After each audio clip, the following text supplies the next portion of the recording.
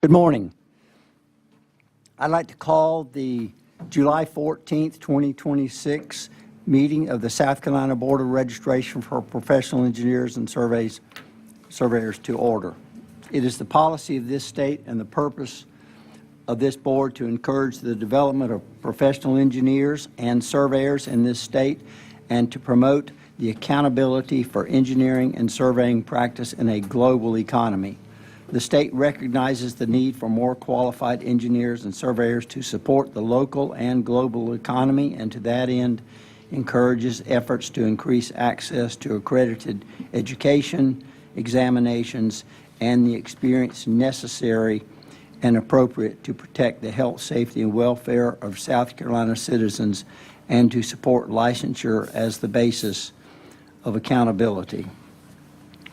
I'd like to welcome all of the board members and staff and other persons attending. And we have Peter Strube, Angela Musselwhite, Kent Stair, Tim Rickborn, Jimmy Chow, Matt Kelly, Henry Dingle, in addition to myself. I'll have introduce themselves and then any people in the audience. Eli Grote, Advice Counsel for the Board.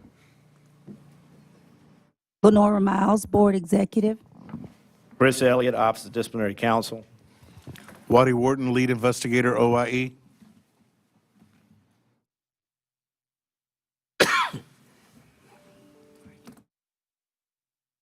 Members of the public, would you like to identify yourself?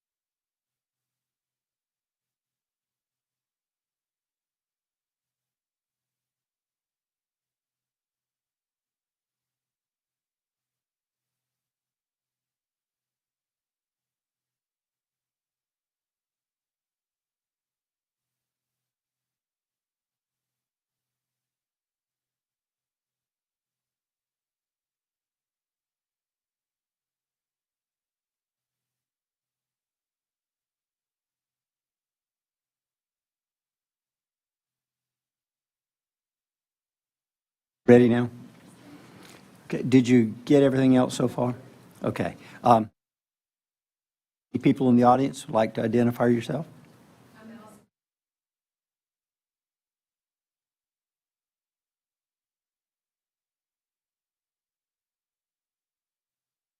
Thank you.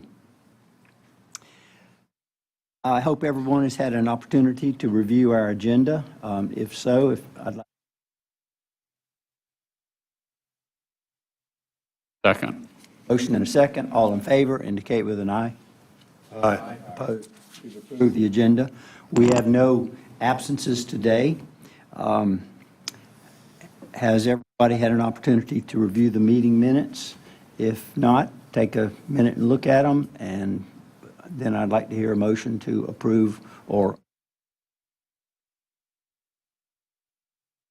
While everybody's taking a moment to review those, just a reminder, would everybody make sure you pull your microphones close so the microphones pick you up during the meeting, please?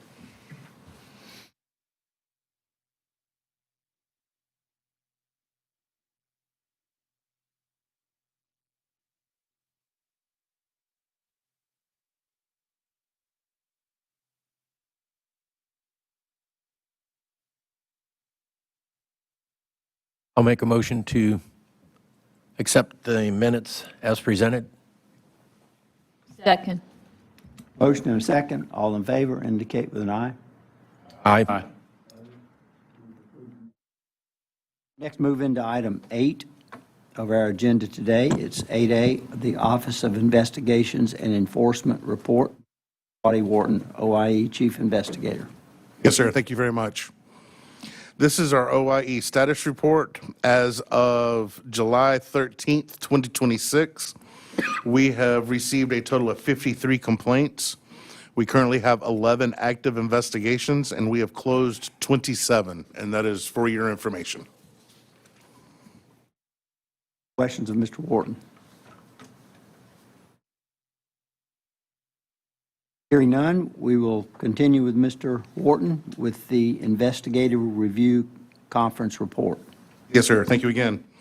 On June the 30th, 2026, we held an IRC with Mr. Shealy, Mr. Gamble, Mr. Bonds, and Mr. Crick in attendance.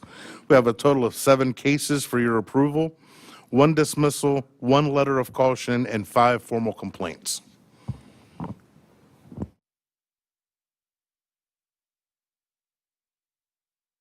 Questions of Mr. Wharton? Please hold on. I have a question about a case number 2026 and 28.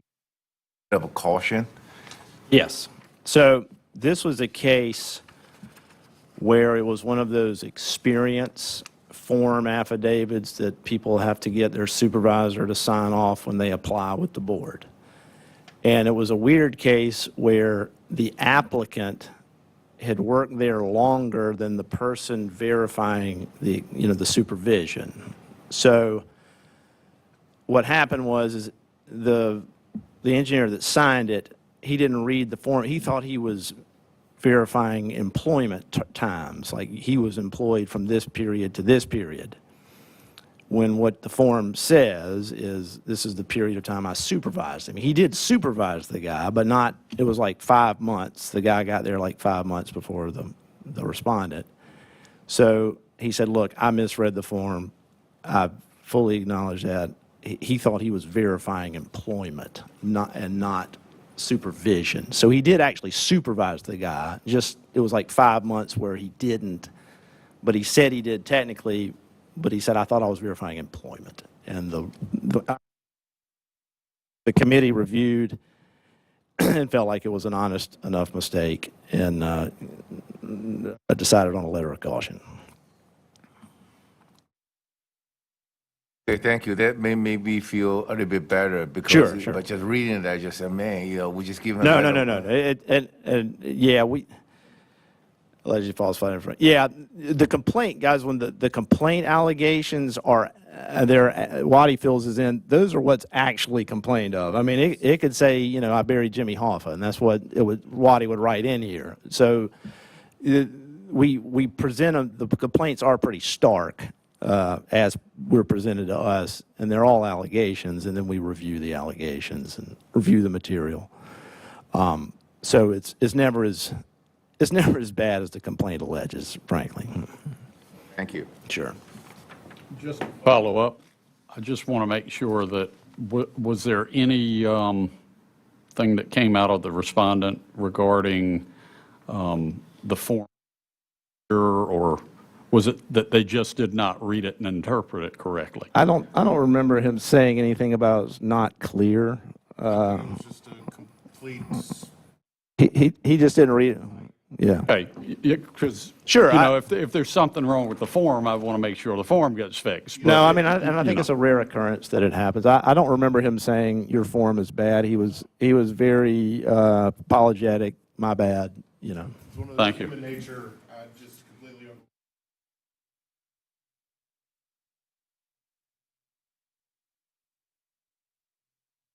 Any other questions on the IRC? Thank you. Yes, sir. Thank you. Next item is item 8C. We will need a vote on the IRC report. I'll make a motion that we accept the IRC report. Seconded. Motion and a second. All in favor? Aye. Opposed? Next is item 8C, the Office of Disciplinary Counsel Report. Thank you, Mr. Chairman, members of the board. The Office of Disciplinary Report, Office of Disciplinary Counsel Report is provided in your materials. It requires no action by the board. I know that lately the board has been a little dissatisfied with how discipline's moving, and I know that I have been just saying staffing issues, and I haven't really gone into it. But frankly, we're getting more boards a little grumpy about the way discipline's moving. And at this point, because this staffing issue is kind of persisting, I've just started offering more explanation. So that's, as Waddy can attest, I was taking an earful from another board. So here's what happened. We went through about a 14-month period in our office where we lost a third of the attorneys. Now, if nothing bad happened, it was mostly happenstance. We had some people retire. People never retire from our office. We had multiple people retire, and then we had our normal turnover of people leaving for other opportunities, more money, whatever.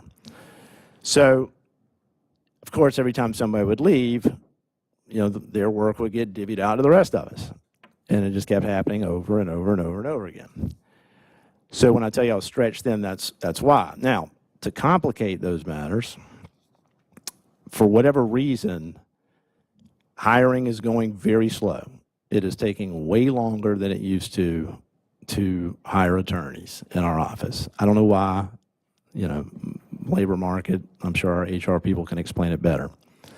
But hiring, it just takes 2 to 3 times longer than it used to. And that is causing a problem everywhere. On top of that, to make matters even more worse, in the past couple of years, we've experienced like a 23-24% increase in cases across all boards. So cases are going up. We've never had more cases, and we've never had less people. And that's obviously sending things in the wrong direction. I do want to assure the board that this isn't an engineering-only problem. This isn't a Chris Elliott problem. As Waddy will attest, he's watched me give this speech a couple times now. I'm sorry it's that way. I know it's not the way we want it. But I know it's frustrating. I promise you're not near as frustrated as I am, trust me. But it's just put us behind across the board. I'll be honest, when it comes to case numbers and age cases, there are boards worse off than y'all, frankly. And I know you feel like things are pretty rough right now. But certainly, they're a lot better than they were when I first took the board over 5 years ago. We dug out of that hole. It took us a long time. And this will take some time as well. I know it's frustrating. I hear you. We're frustrated too. Now, I know that the next question is going to be, well, wait a minute. I hear you on that, but we haven't seen enough age cases come before us. And you're right. You haven't. And let's talk about that. So I do want to, before I talk about that, I do want to talk about the backdrop of when I was just telling Waddy about this. I just finished my 7th year here at the agency, and this is one of my best years in terms of closing cases, believe it or not. There's only 1 year I've had that's better than this one. But my boards have never been in worse shape, like totally counterintuitive.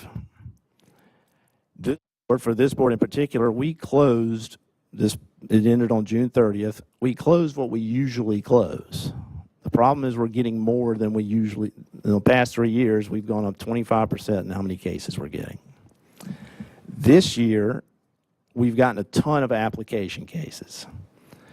Now, application cases are higher priority than the old cases because they have to be handled right now because the application is pending, and I've got to get it done within days.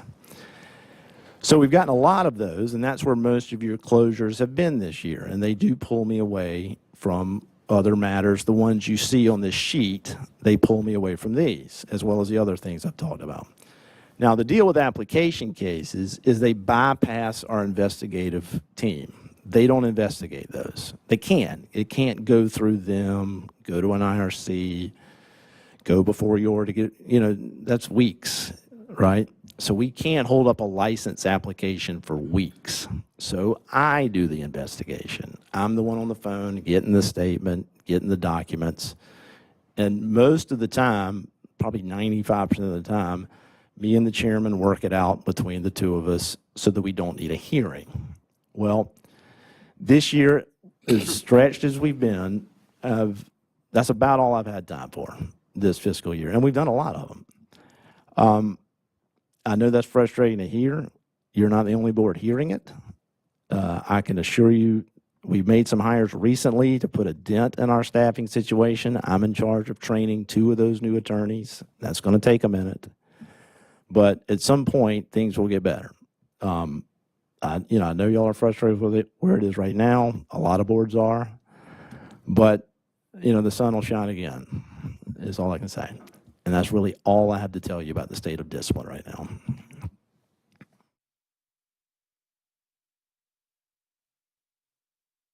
Thanks for that explanation, Chris. I want to go on the record to tell you I appreciate what you're doing.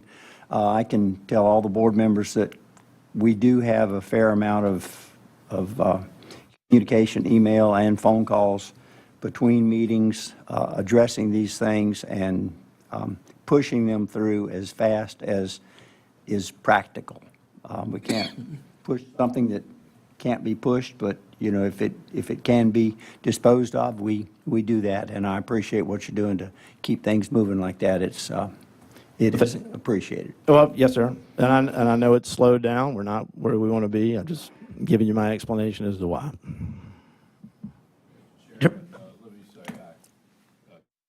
The challenge of hiring lawyers because our firm, which is a decent-sized firm, hiring good. Aren't getting everything on your microphone. I was just Microphone just a little bit closer to you. okay.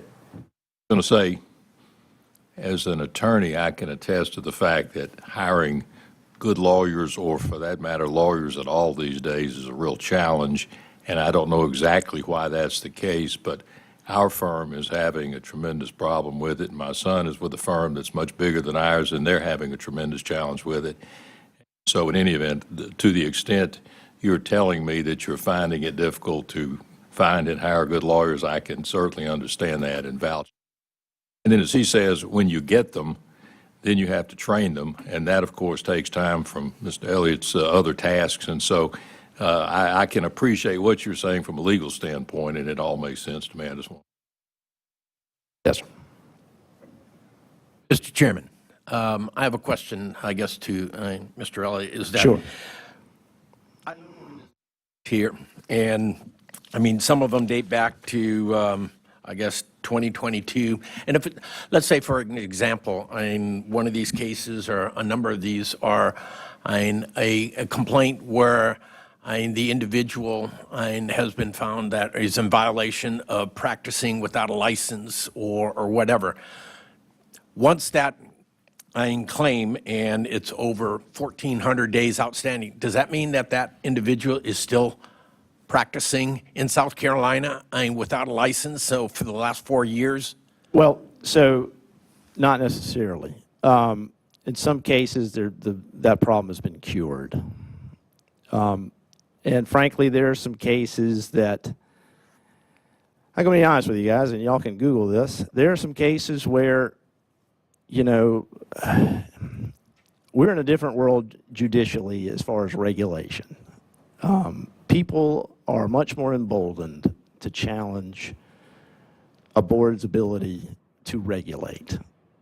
And we have had to kind of take a breath and look at certain cases before we just go running up here and invite appeals.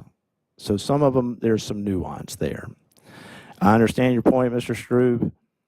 Again, I cannot, there is no way to have a situation where there's, 2-year-old cases is the oldest case. We are just not staffed for that. Even if we were fully staffed, we couldn't do that across all boards. I understand your concern. It is my hope And as Mr. Dinkins will attest, and as you will see next time, I do try to make sure that no emergency situation goes unaddressed. Now, is everything perfect? No, I'm not saying it is. But for this board and for other boards, I'll be honest with you, we're kind of having to deal with emergencies. We're treading water a bit. So this board's emergencies, of which application cases are treated as emergencies, those are taken care of. It is my intent not to have an old case drag on that would be considered an emergency. So that's really all I can tell you. And to follow, I appreciate, all that you're doing, to try to reconcile these, but as a board, we're here to protect the health, safety, and welfare of the public, and to knowing that, there are some complaints about individuals either practicing engineering or for some reason that I just want to make sure that any of those cases right there, that we're not out there endangering the public because we haven't acted on a violation of whatever they had done. I will take a look. I will review. I mean, I can prioritize these however you want me to prioritize these. But no matter what, number one has to be emergencies. I mean, y'all, believe it or not, y'all have had some emergencies lately. Number two has to be applications. If we're saying unlicensed practice needs to be next, I can look at that. Sometimes there's a difference, though, between unlicensed practice by someone who doesn't have a license from anywhere and unlicensed practice where they're maybe licensed in another state and they goofed and they forgot to get one here. I think there's a difference between those. I'll be happy to review these and discuss, look at reprioritizing some of these in that way. I will tell you, though, honestly, this year, other than emergencies and applications, that is about all I've had for this board. I mean, that's about all I've had time for. So I will look at reprioritizing certain things in the manner you suggest. Let me follow up on that without getting into any details whatsoever. Over the last 2 weeks, we've had 2 emergencies that came along and issued temporary suspension orders because after discussing it, we thought it was an emergency. And so there's a lot going on behind the scenes that you don't see. So when we have those issues come up, they come straight from Chris to me, and we discuss and whatever and act like immediately. There are things that are going on, so we handle emergencies as necessary. And just to clarify, because we're going to make Mr. Grote the blood leave his face. I can see him turning white over there.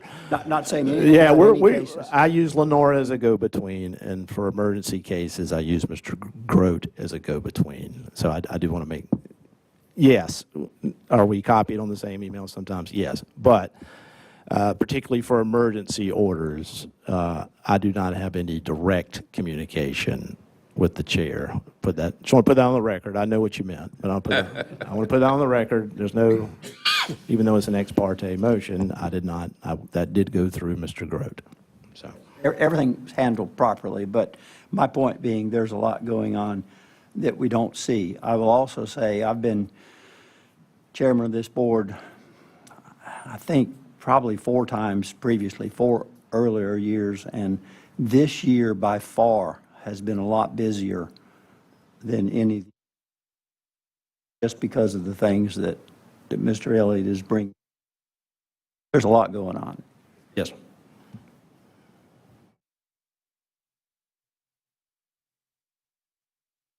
Yeah, I want to go on the record and say nothing inappropriate or conversations or emails We got it. We're covered. handled whatsoever. We're covered, Mr. Dinkins, I But promise. just the point that there's a lot going on. If there's an emergency, it doesn't just wait years. Yes. We're good. And also, I would like just go on the record as you, Mr. Chairman, to recognize, Chris, your effort. Ever since I have been on the board, I can see you move a lot of old case along. So we appreciate the effort. We understand your frustration. But as you said, the sun will shine again. So hang in there. Yes, sir, thank you. One question with respect to the application issues. Yes, ma'am. That we, in our review, are not doing No. that. No, these don't Increases the involve, these don't involve y'all. No, ma'am. This is disclosure of unlicensed practice in an application. So this is nothing of y'all's review in terms of reviewing for qualifications. Not at all. No, ma'am. Chris, are most of these COA cases or the Yeah. individual license? I can't say that for sure. I mean, the application cases? Yeah, the ones that, yeah. Yes, the application cases, a lot of them are COAs. A lot of them are, so in your statute, and I can't remember which is which, and help me, Lenore, certificate of authorization, right? Well, then there's also the certificate of authority with the Secretary of State. That people do trip over that. And the other thing is that not every state requires firms to get a license, and people trip over that. That usually we get through that. Those are the ones we get through fairly quickly. But it still does take time. Sometimes they dispute what they're doing is engineering, and I go, well, let me see what you did. Let me see your contract. Explain it to me. If what you're doing, you're telling me, and then we ferret that out. And then sometimes Mr. Dinkins weighs in, if it's a close call. Hey, Mr. Dinkins, is this, they say this isn't engineering, or I ask him. So I can't say they're all COAs, but it is the bulk of it.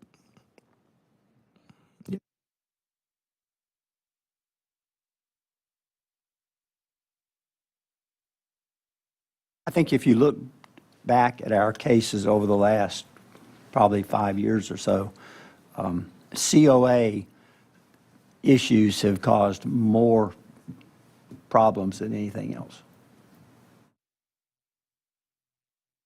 There's a lot of confusion from people. They get the Secretary of State certificate to practice, and they think they're good to go. COAs cause lots of legal issues. Hey, any other questions on this report from Mr. Elliott? I think this is just for information. Yes, it is.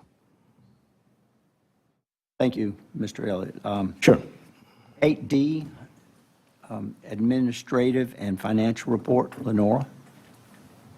So your licensing statistics report has been provided in your meeting materials, and it contains a breakdown of your licensees in-state and out-of-state that are active with an expiration date of June 30th of 2028, and those that are still active in renewal. And this report was done as of June the 24th.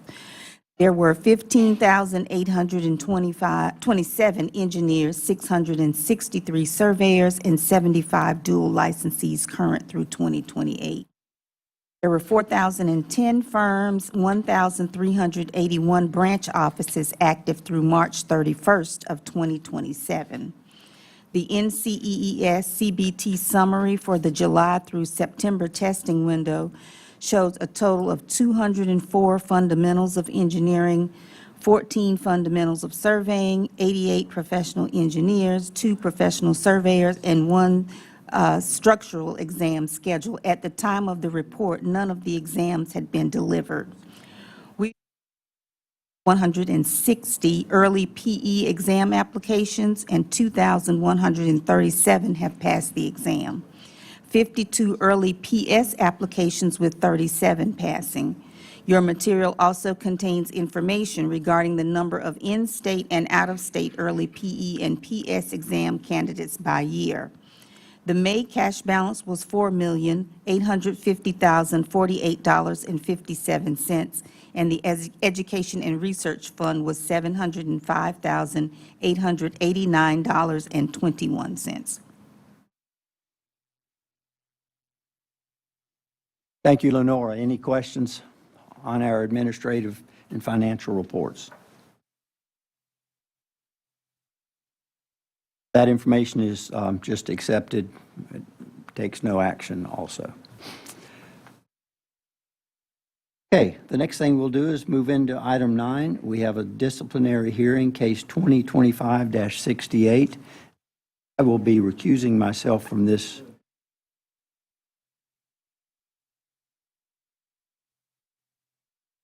Henry, I would like to ask you to take over, please. Okay.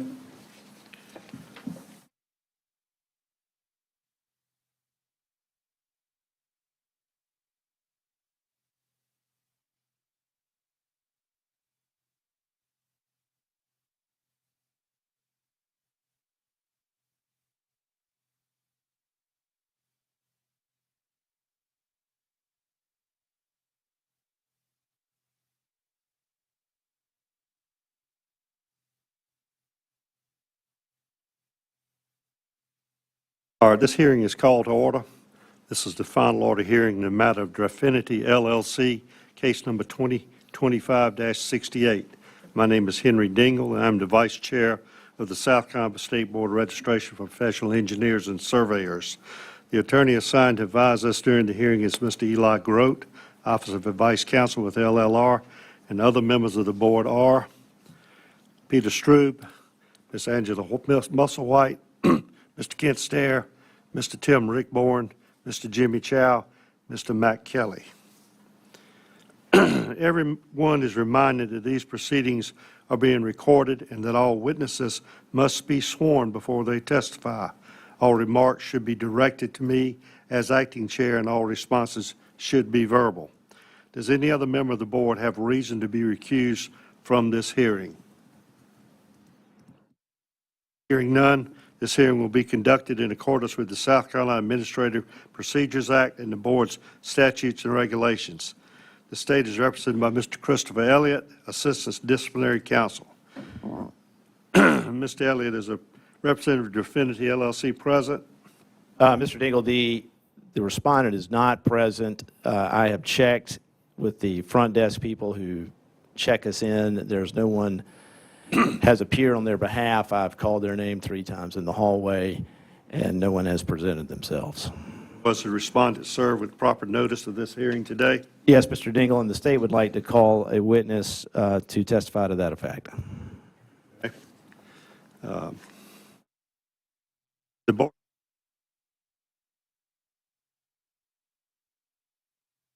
You want to proceed with that? Yes, thank you. The state would call Ms. Tammy Black as a witness.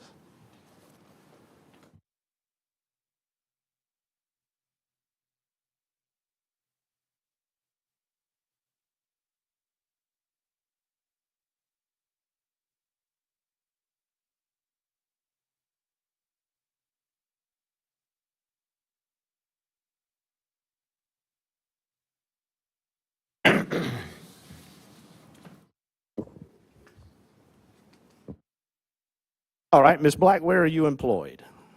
South Carolina Department of Labor License and Regulation, Department of Disciplinary Counsel, And what is your job title? a paralegal. And part of your job duties, do you assist in the preparation and sending of notices for hearings for this board? Yes, sir. Did you assist in the preparation and sending of this notice for this hearing today? Yes, sir. All right, I put a document in front of you marked as States Exhibit 1. Have you had an opportunity to review that document? Yes, sir. All right, let's go through it, please. The first page of that exhibit, would you identify that document for me? It's a letter to the respondent advising them of the hearing. All right, and is that the address we had for them, right there at the top? Yes, sir. Does this respondent have a license from this board? No, sir. All right, and does it denote today's hearing, July 14th at 9:30 in this building? Yes, sir. Is that a true and accurate copy of that document? Yes, sir. What is the date of the letter? May 26, 2026. All right. If you would identify the next 2 pages, please. It's the notice of hearing. All right. And is it for this case, for today's hearing? Yes, sir. And what is the date of that notice of hearing? May 26, 2026. Is that a true and accurate copy of that document? Yes, sir. And is it asking the respondent to appear here today and provide a defense to the allegations made in the formal complaint? Yes, sir. Does it explain that if they do not show up to the hearing, it will be held in their absence? Yes, sir. All right. Let's take the next 2 pages. Would you identify these 2 documents, these 2 pages, please, It's the formal complaint. for this hearing being held today? Yes, sir. Is that a true and accurate copy of the formal complaint? Yes, sir. All right. And the next page, would you identify that document, please? That's the certificate of service where the notice of hearing and the formal complaint were mailed to the respondent. And how were they mailed? Certified mail and regular mail. And with regard to the regular mail, did it return back to us as undeliverable? No, sir. All right. Is that a true and accurate copy of the certificate of service? Yes, sir. If you would flip the page, would you explain the next 2 documents for us? The first is a USPS tracking document where I went to the United States Postal Service website and put in the tracking number for the letter, the hearing notice, and the formal complaint that was sent. And according to their records, the envelope was delivered to the respondent on May the 29th, 2026. All right. And the next page is just the bleed over of that? Yes, sir. Okay. Is that a true and accurate copy of the USPS tracking information from their website? Yes, sir. And to be clear, we didn't get the actual green card back. We just have looked it up online. That's correct. We did not receive the green card. All right. If you would explain to us this last page, too, please. That's an email that I sent to the respondent at their email address on record at LLR, advising them of the hearing for today and also attaching a copy of the cover letter, the notice of hearing, the formal complaint, the certificate of service, and the USPS tracking. Basically, you attached everything we previously discussed. Yes, sir. Is that a true and accurate copy of that email? Yes, sir. Did that email bounce back as undelivered? No, sir. All right. And is that the email address that is associated with this case for this unlicensed entity? Yes, sir. Mr. Dingle, Ms. Black, having identified all the documents in State's Exhibit 1, the state would move to place this into the record. Thank you. Submitted without objection. Mr. Dingle, the state has no more questions for Ms. Black. She will entertain any that you all have. Questions from the board? None. If that is the case, Mr. Dingle, the state would like to call its next witness, please.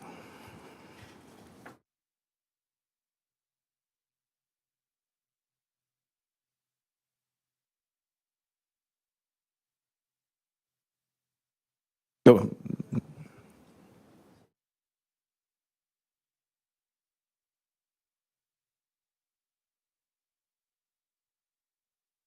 After hearing evidence of notification to the respondent, and then we'll move forward with your case. All right. Thank you, Mr. Dingle. And let me get my first witness.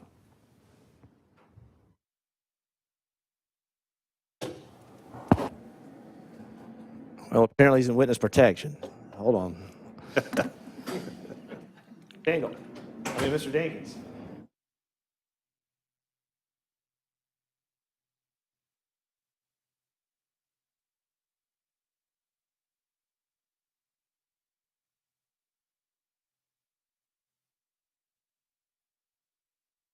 I found him.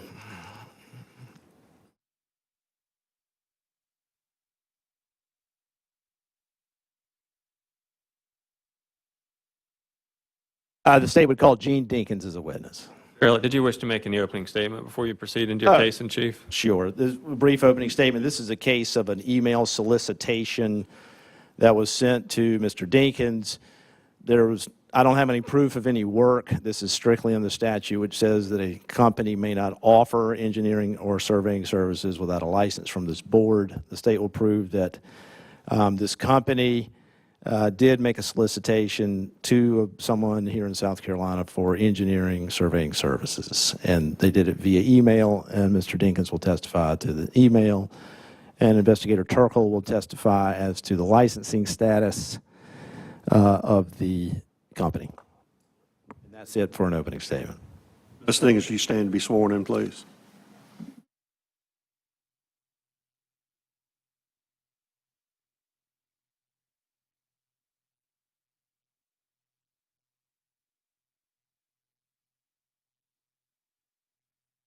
Okay, Mr. Dinkins, if you would, and speaking into that microphone, would you tell us what is your chosen profession? I'm an engineer and surveyor with Cox and Dinkins Incorporated.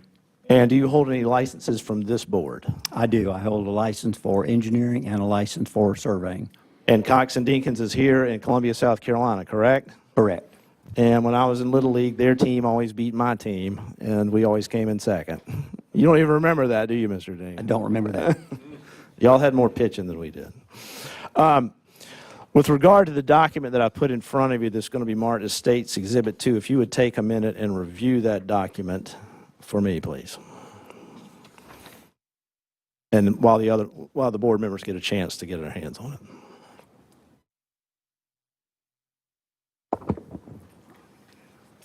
Yes, I do remember getting this document. Okay, and I'm going to ask you about it in just a second.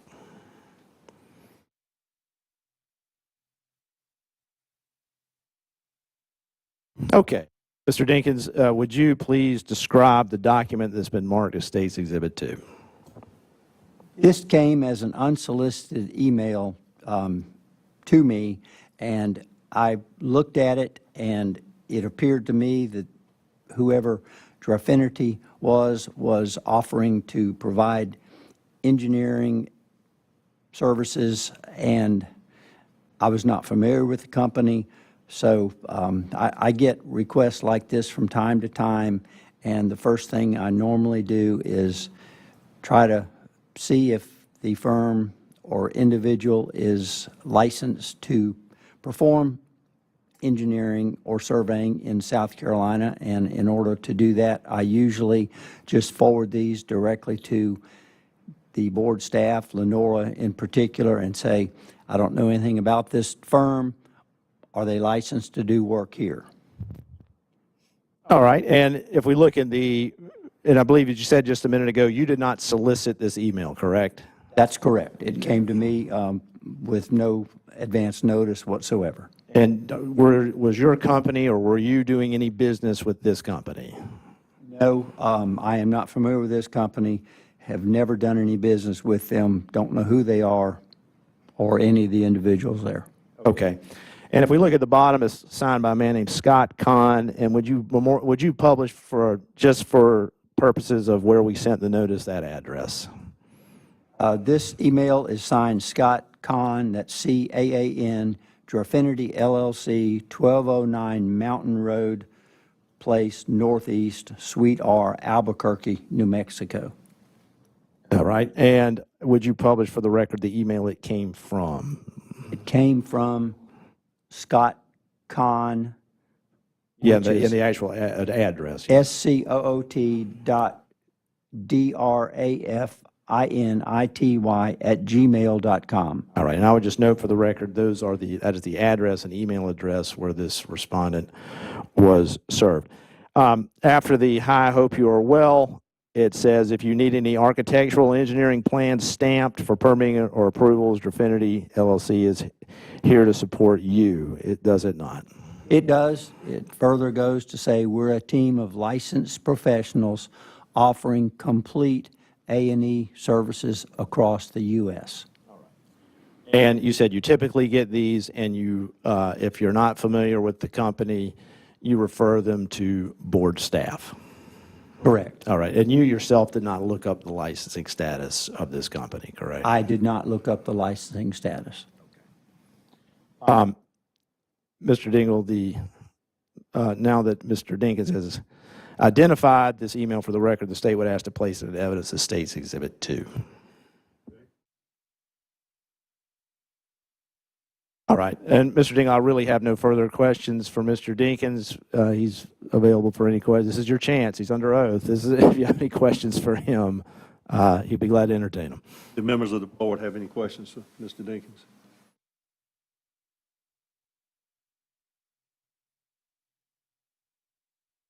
None, we can move forward. Okay, thank you. You can be excused, Mr. Dinkins, and go back in the hallway.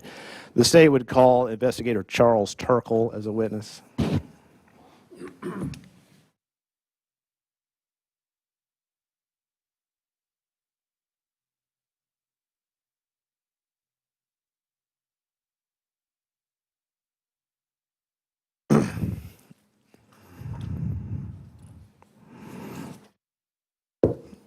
All right.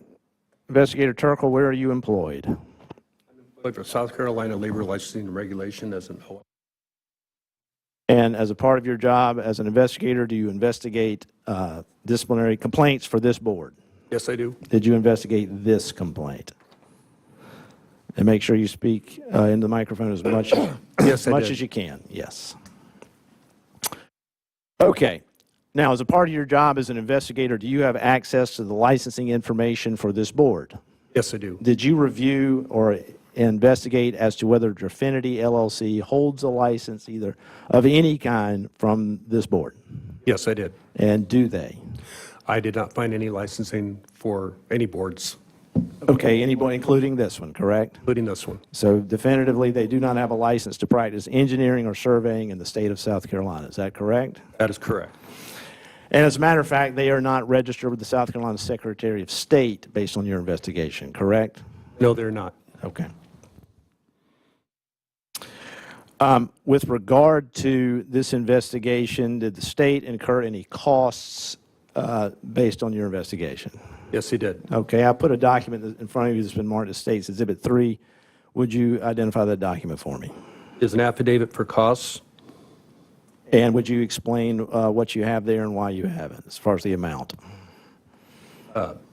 Based on my calculations for all my time at investigating emails, writing litigation summaries, other contacts, et cetera, I estimated $80 for costs.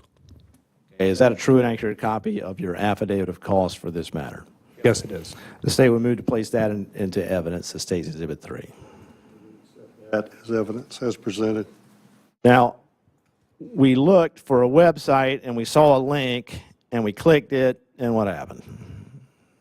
Upon clicking on the website link, I basically just got a spinning wheel. It didn't go anywhere. The screen remained blank, to be indicating that that the website is registered, but it didn't have a website that was uploaded. Right, and we did that multiple times this last week and Yes. this morning, correct? Yes. And you briefly had a little bit of contact with this respondent, correct? Yes, I eventually made contact and spoke on the phone with respondent, and the respondent denied doing any business here in South Carolina, and subsequently sent me a statement indicating that they don't have any business here. All right, and the email address where you contacted the gentleman that you spoke to, is that the same scott.drafinity@gmail.com? Yes, it is. And you got a response to him or some communications? Correct. Okay.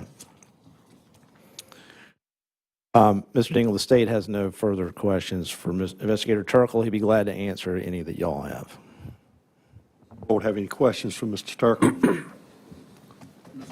You said you had some sort of correspondence from the individual saying they do not do work in South Carolina? I received a brief statement, basically a denial of doing any business here in the state. Okay. Thank you. Question, when you said you had communication with respondent, are you speaking about Mr. Khan personally or Drafinity LLC? It would have been, excuse me, it was actually, I believe it was somebody named James. Let me just double check real quick.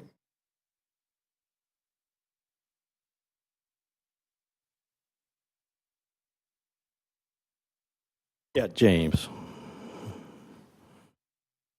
In any case, I spoke with a person named James who said he was a representative of Drafinity, and he denied any business practices here in South Carolina.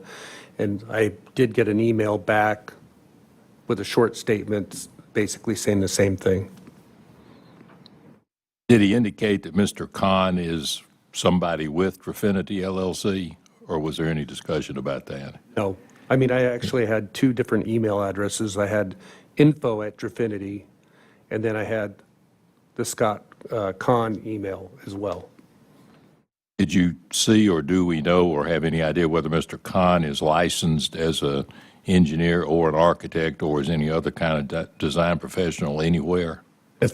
Well, as far as anywhere else, I don't know. I don't necessarily go and check all the Right. states. As far as I know, he's not licensed here. Did you check to see if he was licensed in South Carolina, Mr. Khan? I believe I did, I just don't remember. I don't think he was licensed here. That's my knowledge, and there's nobody from Drafinity that is licensed, whether it be the company or an individual.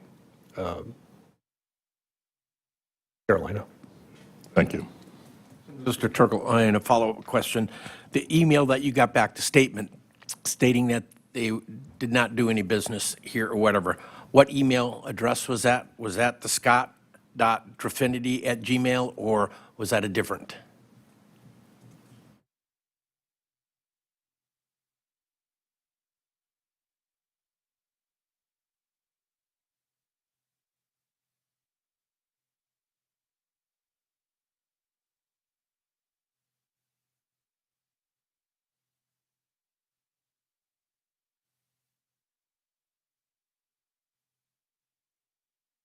I think it came from the info.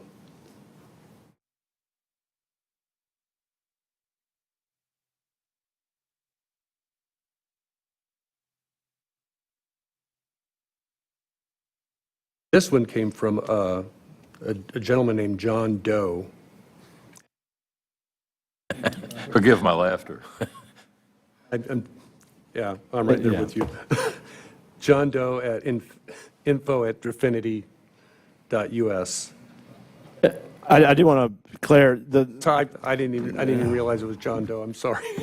but you started with scott.drafinity@gmail. That's how you initiated correspondence.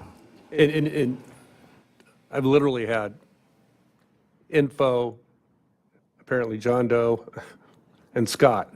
Right, but you started But we with... did receive confirmation that they got the complaint and that they were responding to it, and they gave a general denial to doing any business practices here, in spite of the fact that there was a solicitation. So regardless of John Doe at info or whatever, your first, to try to reach him, you went back to the scott.drafinity. Correct. Okay. Eventually, I think I had had some sort of email contact with the three. So there was definitely a conversation going on, even though it was brief. They did receive the notices of complaint. They did respond to it. They did give a general denial, but they failed to answer the email solicitation to Mr. Dinkins. Thank you. Mr. Turkle, excuse me, just to be sure that I've heard you correctly, and you have checked, there's no COA, there's no professional licenses, surveying or engineering or otherwise within the firm called Drafinity LLC? There's nothing. Okay, thank you. Urkel, I know we're here as the engineering board, but I see they advertise themselves as providing architectural services. Did you check to see whether you had an architectural license in South Carolina also? When I check our relay system for licensing, if I look up Drafinity, it will give me all the licenses that are under that name. So if they could have residential builders, they could have construction, they could have architecture, everything.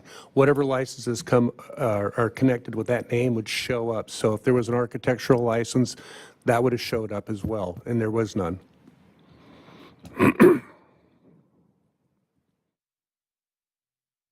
All the questions?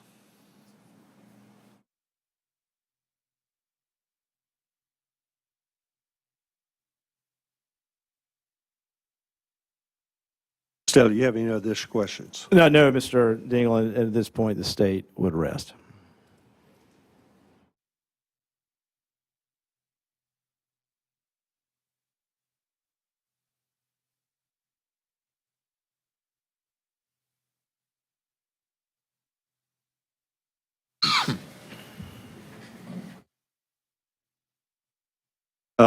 Since there's nothing further from the state or the respondent, Mr. Elliott, do you have closing statement? Just very briefly, the state believes this is a solicitation. This is an offer to perform engineering services. Obviously, we have no unlicensed work to show you, but this is clearly an offer by a company to perform engineering services. The state believes this is a violation of the Practice Act, offering without a license, or in this case, a certificate of authority.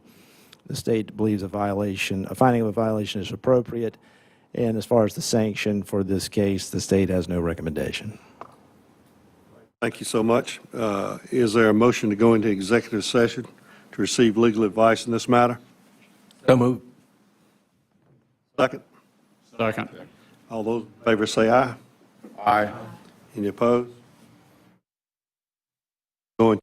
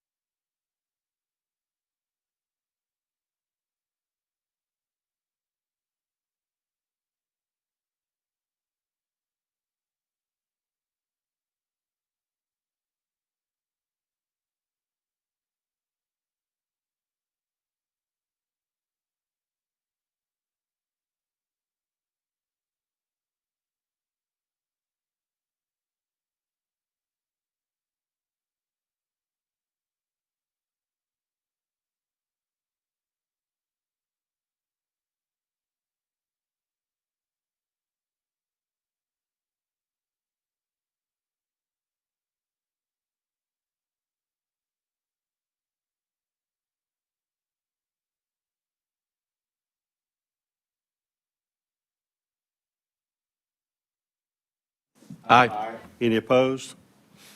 All right. Is there a motion to the disposition of this case? Yes, Mr. Chair. I'd like to make the motion that the board, based on the evidence presented to the board today, that the respondent is in violation of 402230A3, that a public reprimand be issued, as well as a fine of $1,000, and that the respondent also be ordered to pay the investigative cost of $80. Further, I would like to see a cease and desist order issued to Drafinity. Second. Second. Any further discussion? Hearing none. All in favor of the motion, say aye. Aye. Any opposed, say nay. All right. The decision we announced today expresses only the basic elements of our ruling in this case. Counsel for the board will prepare a document which more fully expresses our conclusions in the appropriate language and format which the board has traditionally used. The written final order will be approved and signed by me. If the respondent wishes to appeal this order to the Administrative Law Court, respondent will need to do so within 30 days from receipt of the order. This concludes this hearing. Thank you. How about a 5-minute break?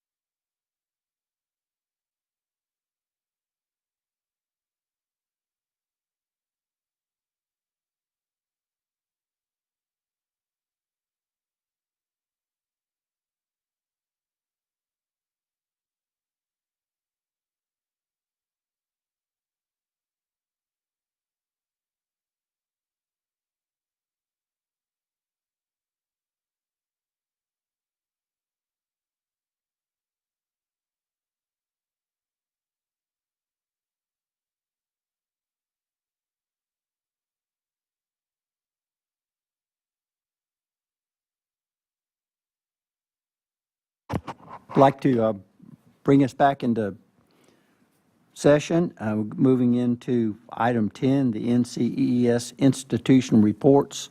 And because of the confidentiality of those, we will have to discuss them only in executive session. So is there a motion to go into executive session to discuss the NCEES institution reports? So move.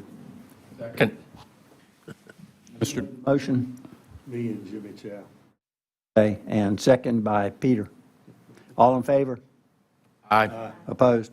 So we're in executive session.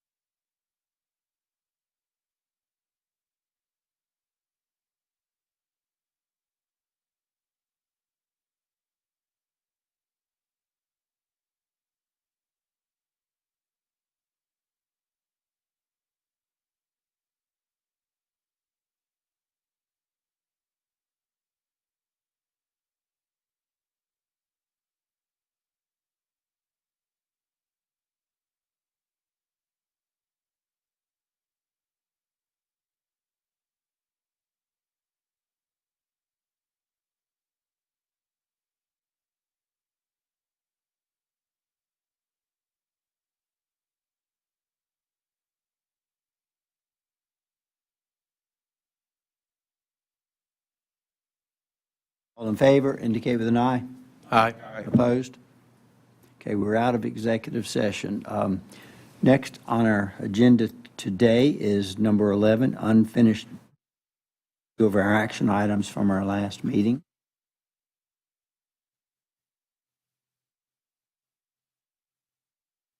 Most of these have been taken care of. Construction experience, I think.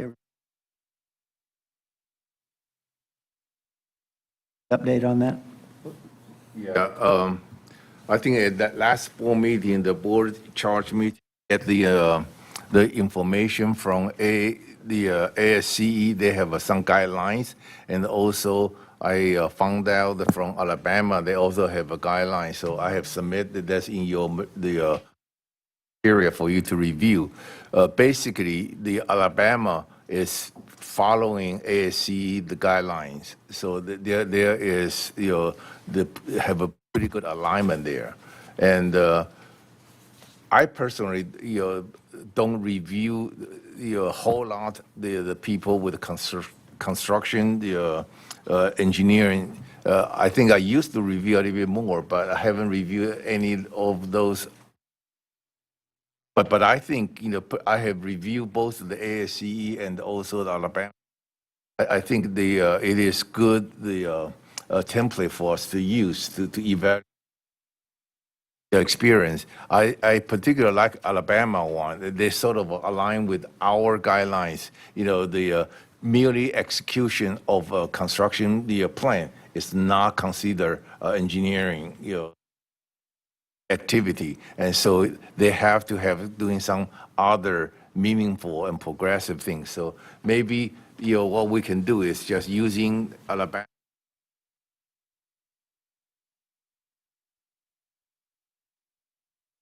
guidelines. Well, I read through what you sent, and it looked very good, because we've struggled with this for a long time, finding the design experience, construction engineering.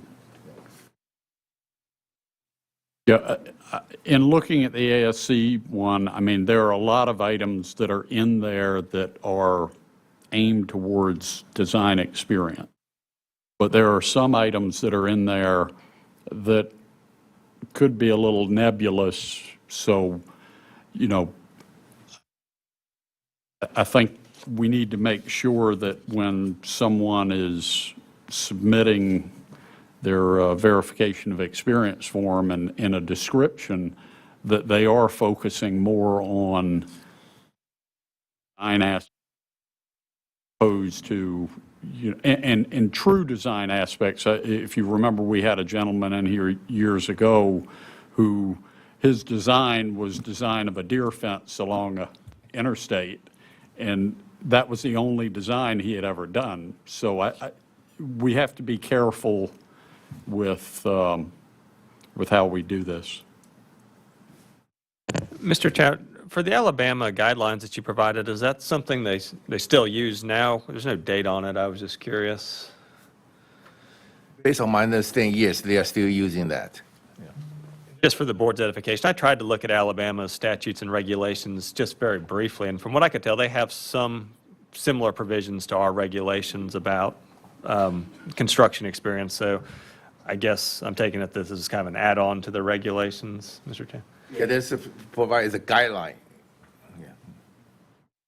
Yeah, because every board really struggle with that, because it is hard to justify the construction experience as engineer experience, because most of the people, they go to the site, they just execute the plan. It's like a superintendent. That's not engineering.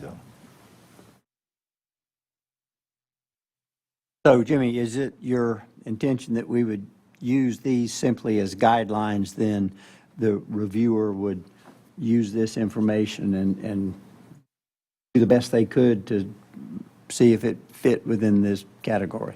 That's right. Just provide some guidance, so we have certain things that we can review, and we are not alone out there, because everybody, if I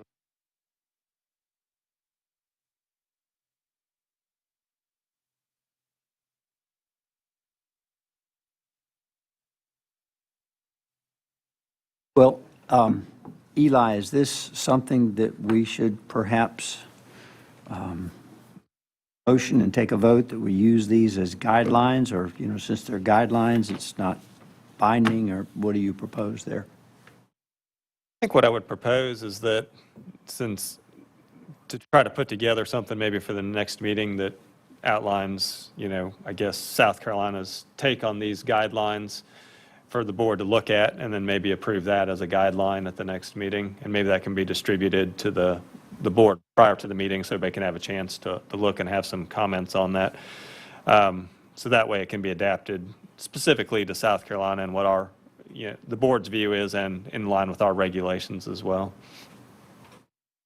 That sounds reasonable. Jimmy, is that something you can present back to us then at our next meeting? Yeah, sure. That was exact my intention, but I did not volunteer because, but yeah, I'll be more than happy. There's a lot of typing, but anyway, I'd be happy to do it. Convert it to Word for you if you want. Yes, if you can convert it to Word and send it to me, then it will save me a lot of trouble. Thank you. Kind of a related topic that I've run into some construction testing and inspection field. There's a lot of gray areas. It's construction related. I don't know if that's something we could kind of include in this, or if that needs to be a whole separate issue. I mean, I did that work, so I think I have a good appreciation for, and it's just testing and non-engineering. It does actually involve engineering judgment. Should be. Why don't we do this, Angela, when you converting the words, how about just go ahead, start putting your comment? Maybe that was coming. And I appreciate that. Okay. She gets to take the credit. Of course. That sounds like a good way to handle it. I think we need to keep in mind throughout this whole process, though, that these are simply going to be guidelines. They're not going to be regulations or any part of our statute. Assistance in review of applications.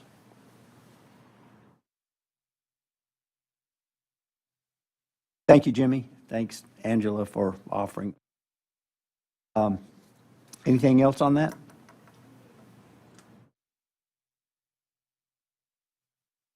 If not, Lenora, can you give us any update on the surveyor education evaluations? Yes, sir. We're working on the administrative implementation.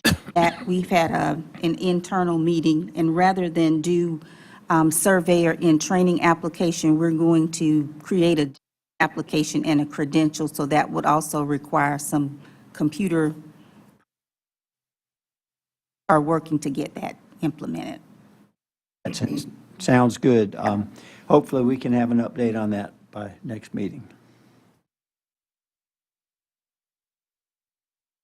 Next item, if there's nothing else on that, Kent, I'll ask you about at our last meeting, we discussed the guidelines for successor engineer surveyor, and you agreed to take that on as a task and come back to us with some proposed modifications to our existing policy. Something out here, I've got 3 pages I'm going to hand out if you can pass them on. First is a F of the current existing guidelines. The second, I'm happy to tell you, Jimmy, I had some.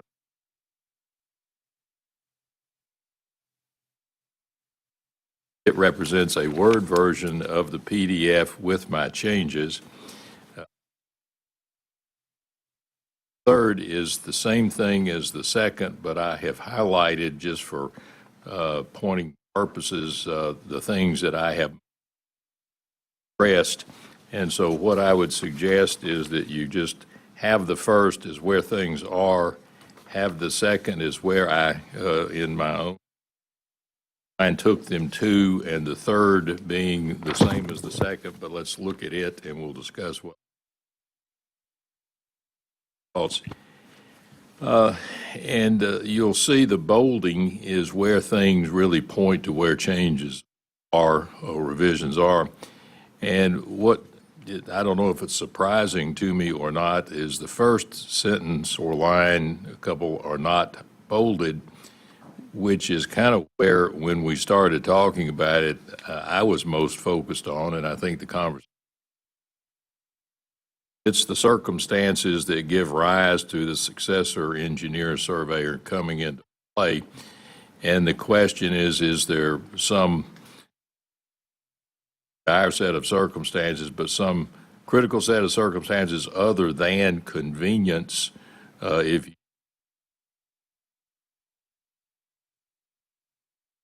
that gives rise to this. And frankly, in the end, I could not find the real.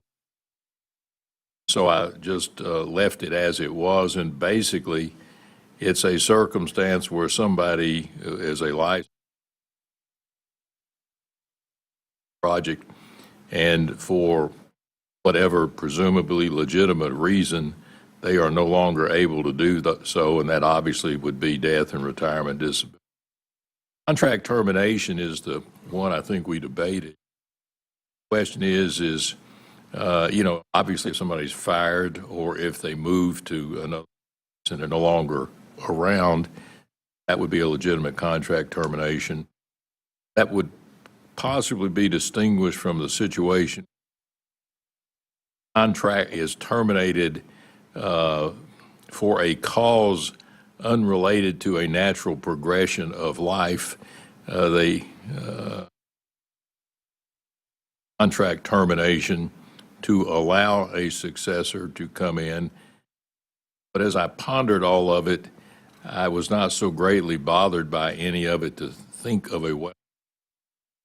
By the way, so essentially right now, this is just a situation where someone's working on something as a licensee, legitimate purposes, is no longer able to continue that. Someone else picks up the ball and runs with it. And looked at the way it was drafted in the beginning, which would take page one, it just didn't jump off the page as to a delineation of circumstance. But what I found was there appeared to be two separate circumstances that were addressed. And so I physically distinguished them as numbers 1 and 2. And I took them in the order in which they are found in the PDF that exists. And it's the situation where, well, actually, it's the exception from number 2. Number 2 is where the successor is the designated professional in responsible charge of the same firm predecessor came from and working under. And so that's number 2. And as I read it, number 1 is everybody other than that person. And what I got from that is that even if the successor is a co-worker of the predecessor, and I introduced the term predecessor to refer to the one who precedes the successor. Even if the predecessor is in the Smith & Jones firm and that predecessor leaves, and the successor is in the Smith & Jones firm, if that successor is not the designated professional in responsible charge of Smith & Jones, then that person falls into paragraph 1, just like somebody white firm would do, just a totally separate firm. So you are either, under this scenario, succeeding as the designated professional responsible charge, in which event you're under number 2, not that person, in which event you're under number 1. I considered flipping them, but I decided, well, actually, number 1 is the one that explains in greater detail what somebody who doesn't have the privilege of being the principal in responsible charge would have to do, and it's greater. So I thought I would leave that one in the beginning. And so basically, what it says, obviously, I'm going to go to the third page so I can pick up my bolding again. So, again, what I did just from a stylistic standpoint, because it became, is that if the successor is not the designated professional and responsible, that person must do effectively all that would be required had they done it in the beginning. They just didn't have to literally redraw the wheel, but they had to check the wheel, and they have to be ready to confirm with written evidence and so forth that they did all effectively been done by the predecessor, and then when they do their seal to it, they take off.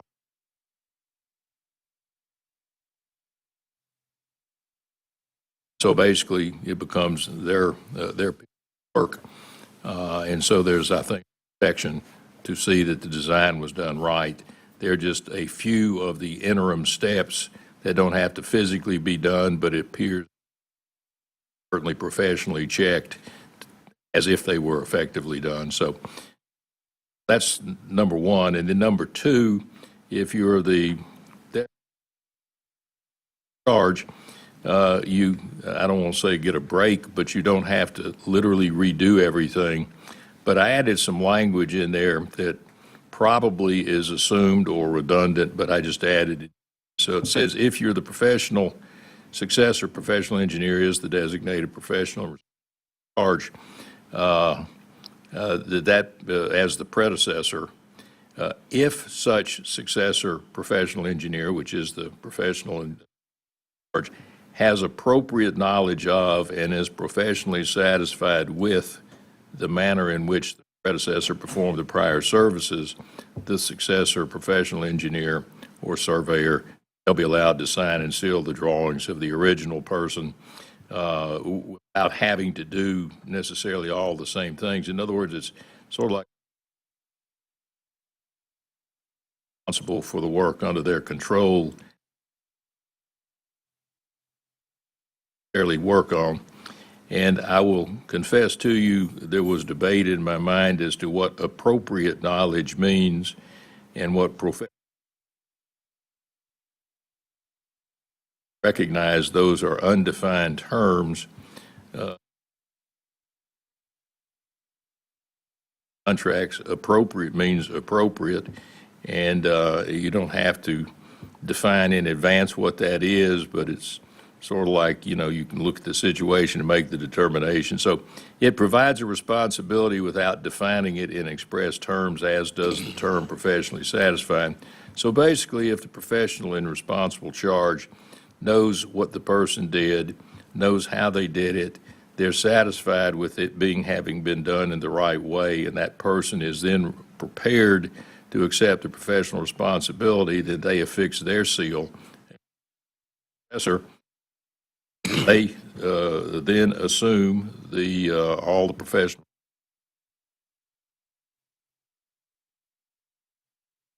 firm also is responsible. And so I don't really know what I have accomplished there other than clarity in my mind of certain how somebody to pick up the ball and take it across the finish line under two. Third and bottom, I don't know if that's the third, but the bottom paragraph, when you read it out of the PDF, it just sort of seems to come out of the blue, and so I decided I would not try to make it come from any other direction. So I kept it as it was. Not a number 3, and I'm not sure it goes with everything that's above it, but it was there, and it's still. My only change was basically it's if somebody comes around and changes something, they're responsible for what they changed. Y'all good? Thank you. Hold your applause until the end, please. They're responsible for what they've changed, and the person who did the original work is responsible for that which is not changed. However, in the PDF as originally written, it said that the person who did the original is not responsible for that which was changed and is not responsible for anything affected by the subsequent changes. But the same obligation did not then pass on to the person making the change. And so basically, you'll see in the bolded, what's been added is that make a change to something, you're responsible, modified, and you are responsible as anything that is affected by your change or modifications. Firstly, the original person is not responsible for your changes, nor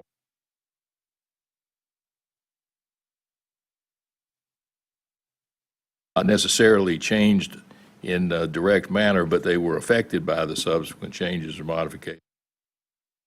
Those are the things that I did, and I'm not sure that that was my task in doing it, but we've kicked it out of the end zone. And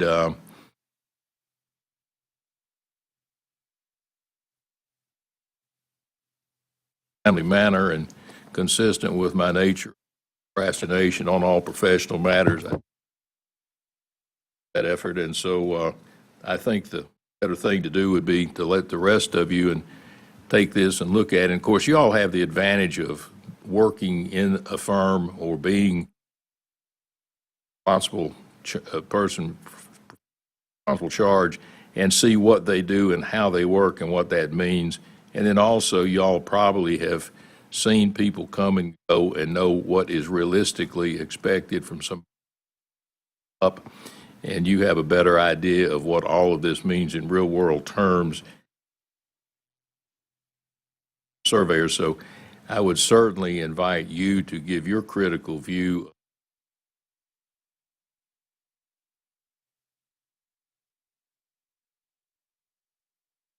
Back without any improvements, it will tell me that you all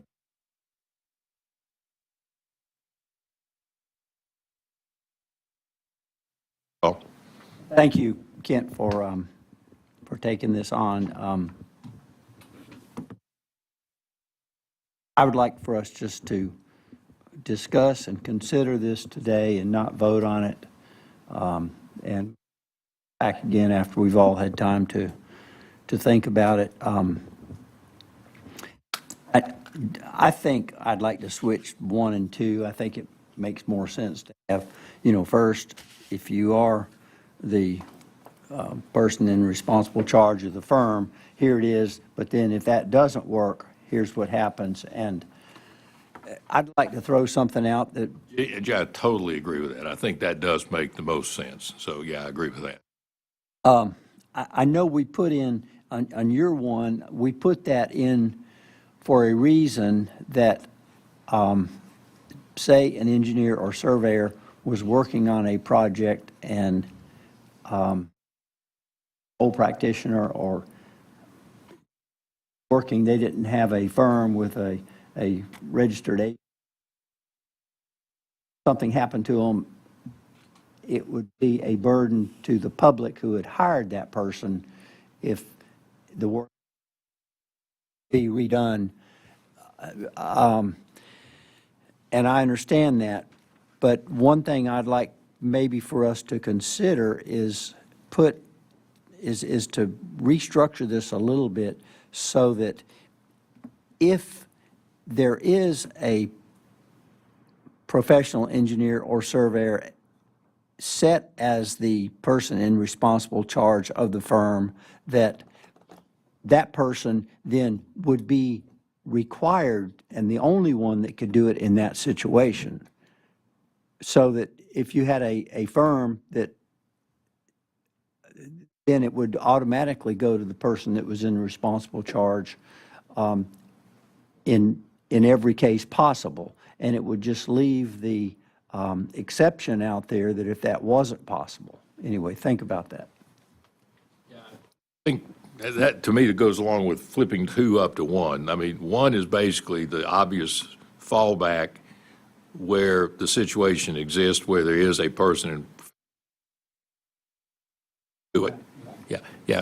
And so, yeah, I think that's a reason to put it number 1. Number 1 is, flipping the number 2 up to 1 where it's the professional and responsible control, that's the obvious preferred or logical way to do it. That's the easy thing. Yeah, that's the easy thing. And then the question is, when that doesn't happen for whatever reason, how then is it done? And then number 2 says, if you're not that person, or that person's not doing it for whatever reason, then whoever takes it over has to do X, Y, Z, which is greater than A, B, C, that the professional in charge.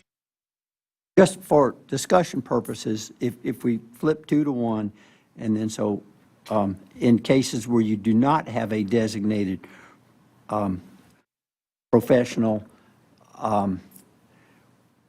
well, we would say if it was not possible, then you would go to that second step. I think that alleviates some of my concerns in that this would be used as a convenience rather than a necessity. So, you know, if it was possible to have that go to the designated person in charge, you had to do that. You couldn't pick and choose, here, I don't want to do that. But, you know, this is for extenuating circumstances, not for convenience. Okay, so in other words, you're in my firm, I'm the principal in charge, and you leave for whatever legitimate reason you leave. Basically, the task of becoming the successor falls on me by default unless there is good cause why I cannot, would not, should not do it or something. And then- That's my thought on it, because all along, you know, we realized the need for this for extenuating circumstances that you had no control over. If we leave it too open and people can pick and choose, well, you know, here, I'm going to put you in charge of that just because I want to. Well, that's why I think if you do that, then that person who gets it, has to go back to the beginning of, not the very beginning, but a further beginning than the principal in charge does. But I guess the principal in charge of a multidisciplinary firm might be a mechanical engineer, and might be a structural engineer, and I'm a mechanical. I don't have any business sealing it just because I'm the principal.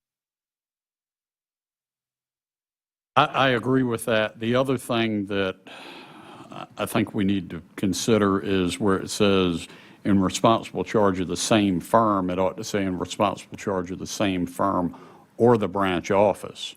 Because, again, if, you know, Kent's in charge of the main office, I'm in charge of the branch office, and Gene leaves from the branch office, and Kent has no idea what Gene's been doing working for me, you know, it becomes problematic. So I think it's important to put branch office in there. The only other comment I would have right this second is in that last paragraph where it talks about subsequent changes or modifications.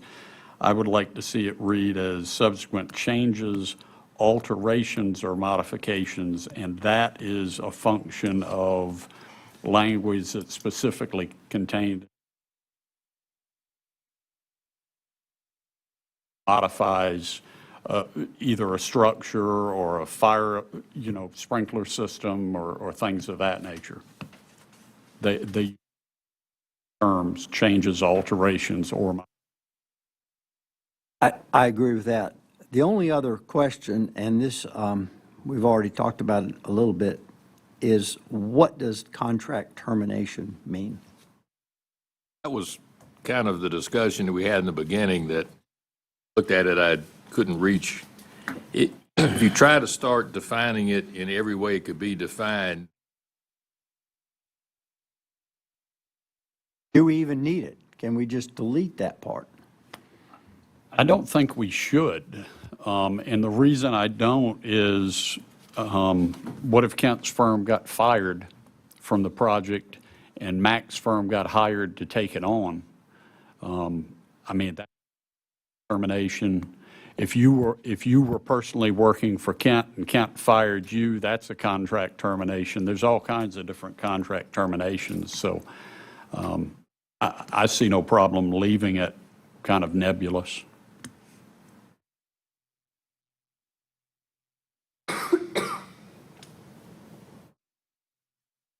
I don't.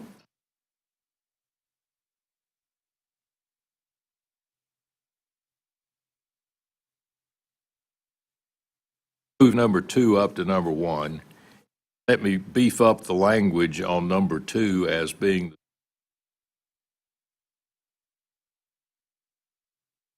professor. Let me add something in about the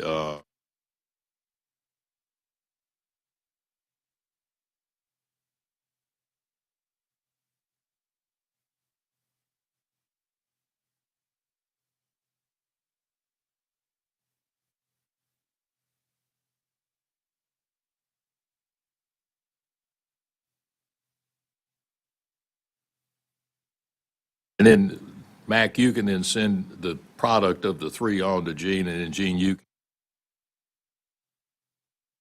That suits me. Is that suitable for everybody? I think this is something that's important. What we have is a lot better than nothing, but this is better than what we have. And just an FYI for the board, while you look at it, I did happen to notice that the model rules for NCES do have a provision on seals, and it does address successor engineers to a certain, to the extent that that's any, I guess, information for you, could take a look at that. kind enough to send me the PDF that I'm looking at here. Send me that too, and I'll see if it.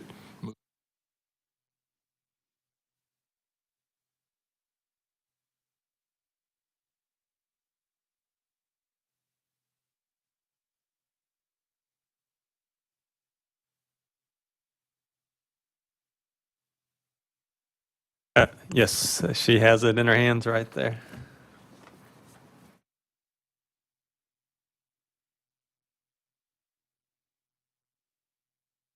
Any other comments on our unfinished business? Yes, I remember that.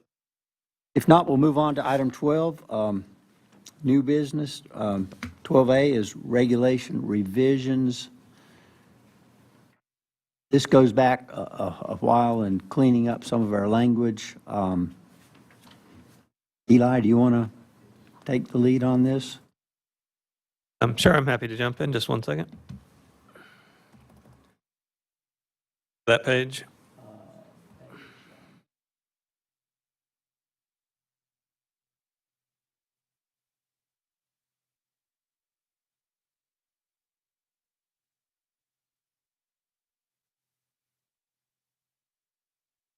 Okay. Well, I'm happy to take the lead on this. I don't have too much to add. A question came up. I believe it originated with Lenora, questioning a couple of the cross references in Regulation 49202. They referred to subpart C, but it didn't seem to make sense in light of that. And so I took a look at it, and my explanation is set forth in the materials there. The best I could tell is when the regulations were changed and when Regulation 49202 was revised last, that subsection B, what used to be subsection B got eliminated and C got moved up. And so therefore some of the cross-references just didn't get updated in that process, and that was basically the conclusion that I came to. But if y'all would take a look at that and see if you agree with that. There's a redlined version of what the regulation was before and after the changes, and that's kind of what led me to believe that it was simply just a matter of not updating that regulation, basically a Scrivener's error to fix the cross-references when subsection B was removed previously. I agree with that. I looked at it previously. We've discovered this, that there are just some references that don't match up. And I would say, hold on to this, and next time we open up our regulations, we make these corrections. We have a drafting notice published now, so if you're okay with that, we can go ahead and vote to get those updated, if everybody's comfortable with that. I believe Holly Beeson and our office published the drafting notice in June. I'm fine with that then, if that's something we need to go ahead and do.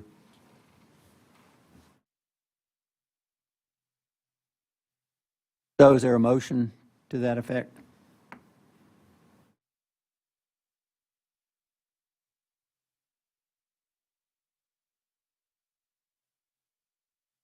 I make the motion that we submit these as Eli has proposed to have them amended. We have a motion. Is there a second? Second. Second by Mr. True. All in favor indicate with an eye. Aye. Opposed? Okay. Motion passes. Next is item 12B, NCES Exam Coupon Program Annual Reports. We've touched on that briefly, but Jimmy, would you like to tell us kind of where we are as far as users and so forth? Okay, give it a try. In the statement of work, we have approved 10 institutions to do the work, can receive a coupon vouchers. And according to my records, only 4 of the institutions have accepted and using the voucher, which they are Bob Jones, Clemson, Citadel, and USC. And I believe Francis Marion has also applied to want to use the voucher. I don't know if they ever went through with that. And so in last year, we have approved 500 vouchers, only used the 442, because most of the institutions like Benedict, Charleston, Southern, College of Charleston, Coast Carolina, they have never applied, and also South Carolina State.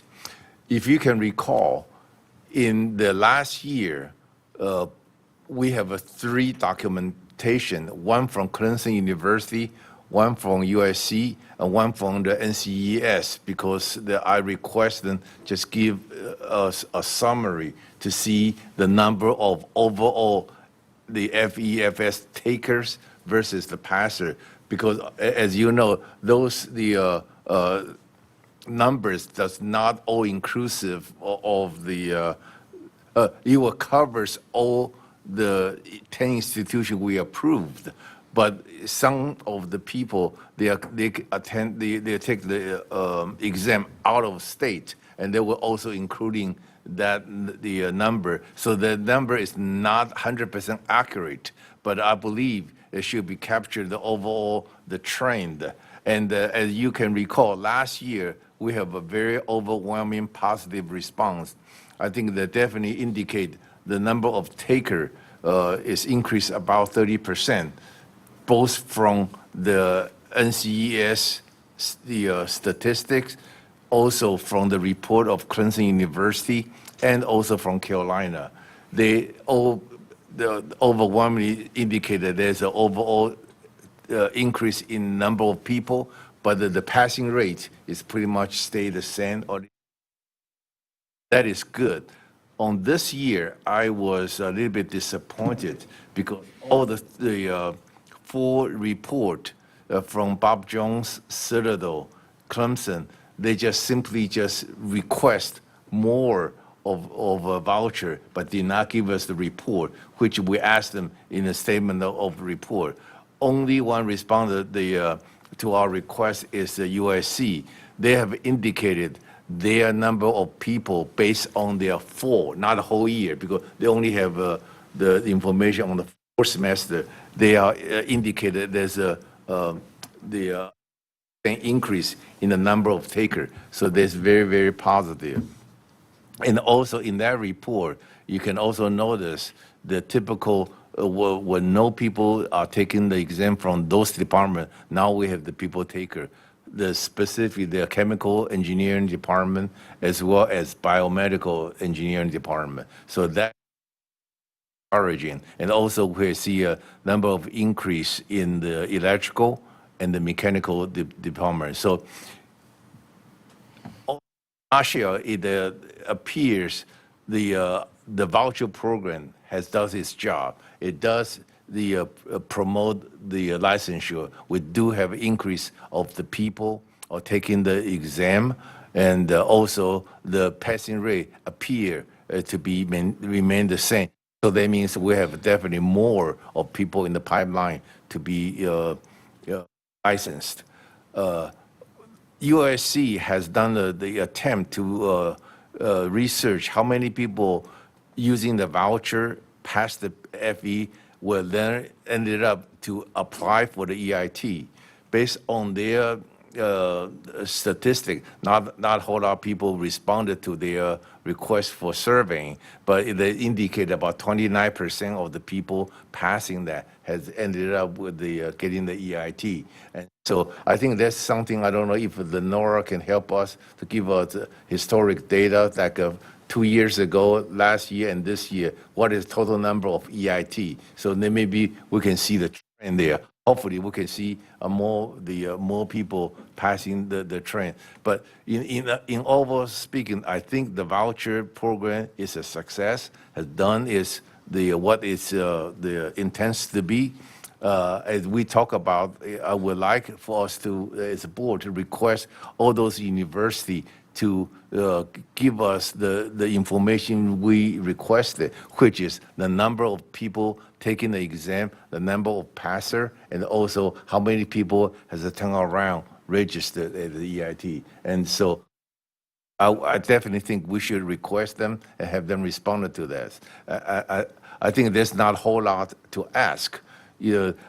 Again, we knew that some of the school, they have given us the feedback in the very beginning when we started the program. They said they cannot force the student to answer their question, because once you give them a voucher, there's a limited what they can do. But at least they should have an attempt, like a USC, to have given them the request for survey and give the response. So I think that's the summary report, Mr. Chairman. Thank you, Jimmy.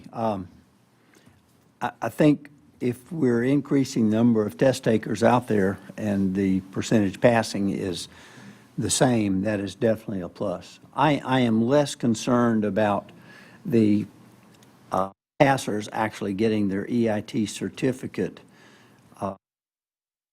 They should do it, but less concerned about it because I think they will eventually get it. But that may be something that the universities can't provide to us, because somebody could take the exam and then graduate and they have no control over mandating to the test taker to get the EIT, or no knowledge about whether they do it or not. Yeah, I think that's something that we have talked about in early on about setting up this program, because our funding is supposed to be promoting the licensure. So that's how we tie into this voucher program, into for them to register EIT. That's a part of a licensure. So that's how we intended to start the program.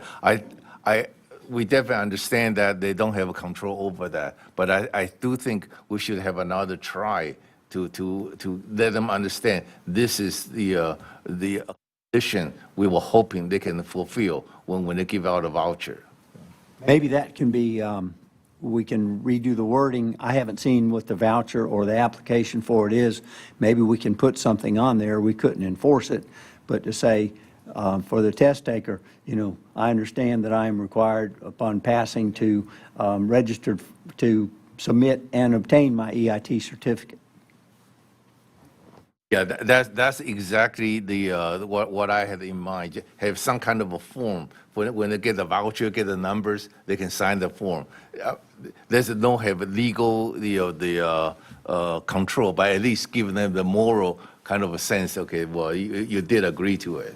So I think that's an excellent idea. Maybe we can design the form and when we send out the voucher, have them give them the form. Oh, they purchase, apply for the money. But is there something that we can design the form and distribute to all those institutions? So ask them to using that. Sure, if you'd like to design a form with us, of course we will. We'll work with you. Agree with that opportunity to design the form and send it to you, of course, with the board support, though. So, Mr. Chairman, I guess a question that I have is that once an individual, and they go through the voucher, they take the FE, they pass it, and as soon as NCEES notifies then and Lenora and the state board that they passed, then they can go and submit for an EIT, correct? Correct, but it's not automatic. So So I guess my question is why don't we just make it automatic? If that's the only requirement is that you pass the exam, once they pass the exam, why don't we just say, congratulations, you passed, you're now an EIT? well, I think that's up to the NCAAS. They have to graduate, have the transcript.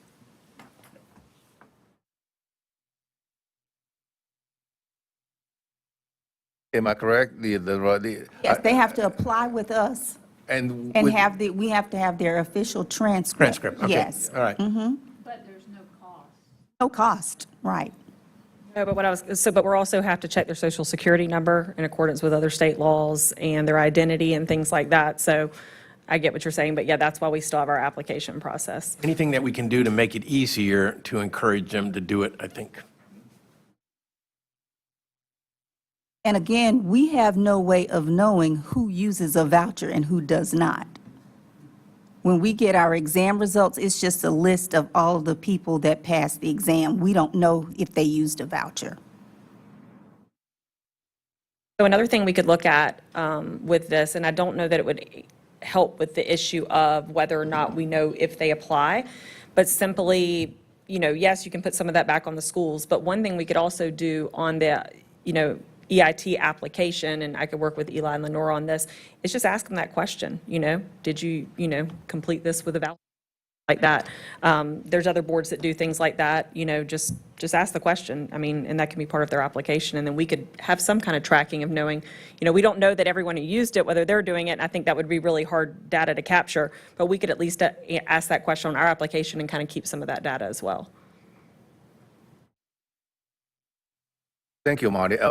By the way, welcome. Good to see you again. Hi. Hi.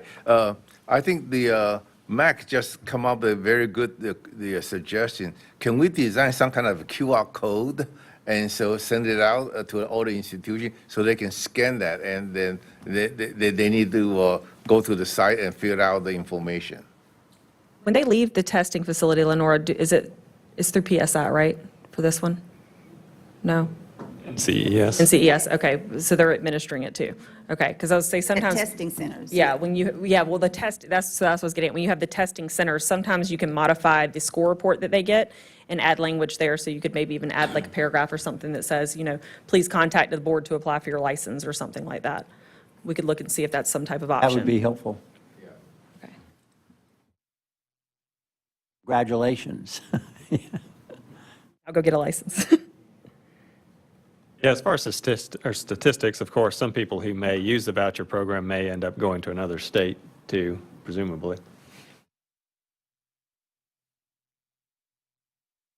Which is okay. We want them to get EIT in that state, so. Since Jimmy's in the form design mode or template mode, the 4 different reports that we got, every one of them is different. USC one obviously gives a better breakdown and that sort of thing.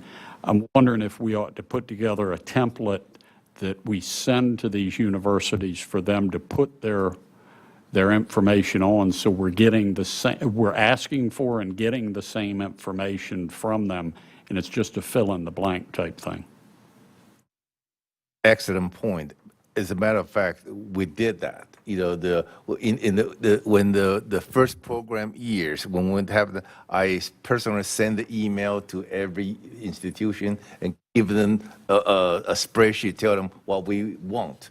Unfortunately, they just don't respond the way that we ask them. Yeah.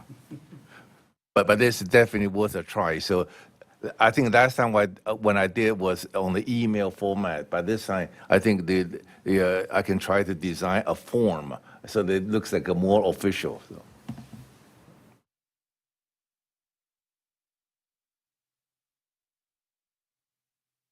Nora, I don't know if now is the time for us to talk about the next year budget, because original our program is for the pilot for 2 years, so it is end this year. So So what's the future of this voucher program? So we're still waiting on the budget for the coming up fiscal year.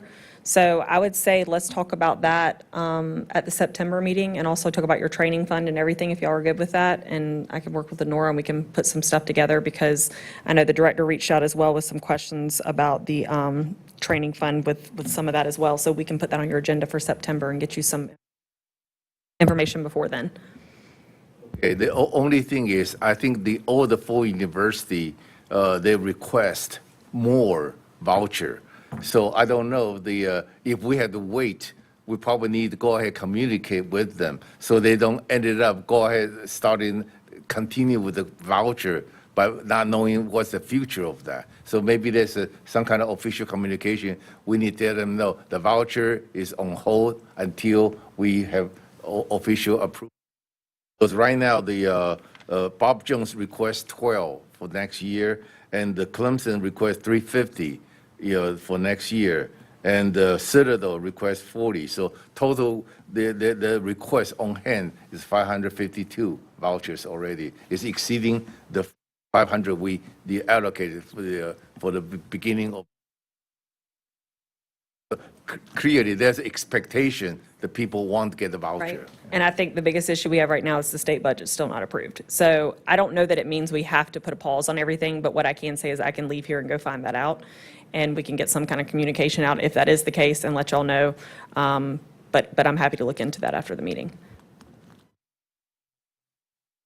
I think that'll work. We'll just take it up in September, and then, we can notify the universities accordingly. I mean, that's about all we can do. We can't really do anything until the state budget's passed. Yeah, but I think it'd be a good idea, once the money find out, let us know, and I'd be more than happy to communicate with all the institutions, let them know the status, so they don't blindly go into, getting the voucher, getting into the people and find out, in case we have a, budget issue.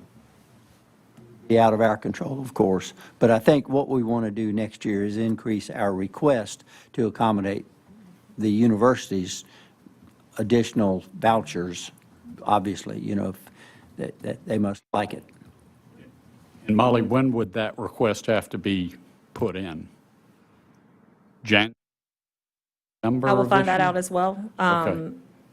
I'm not sure when they start working on it. I would say it's probably around then, but I'll find that out as well.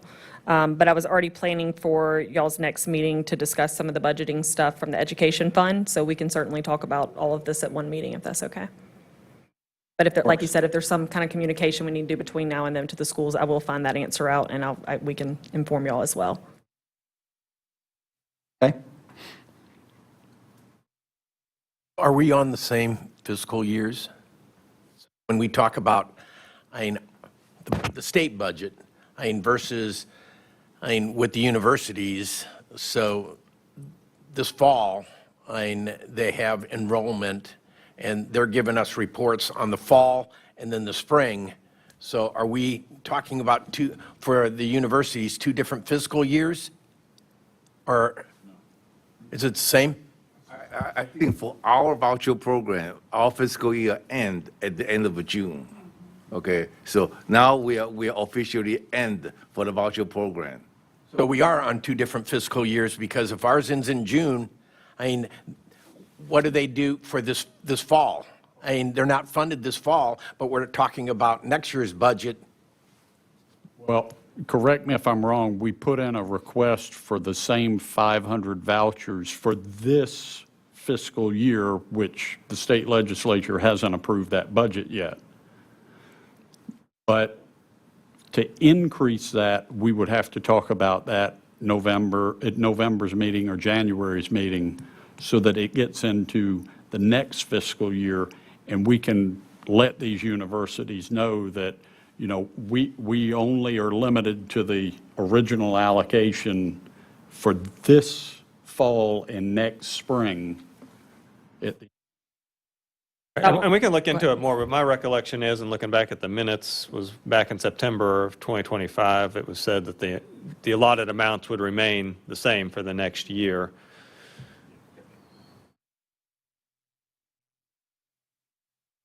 So the next year is their spring and then their fall. Their fall and then. Next spring. This Okay. fall and next spring. We can get all of that together too, just to make So sure they're we've got funded it. this fall. If the Budget budget is approved.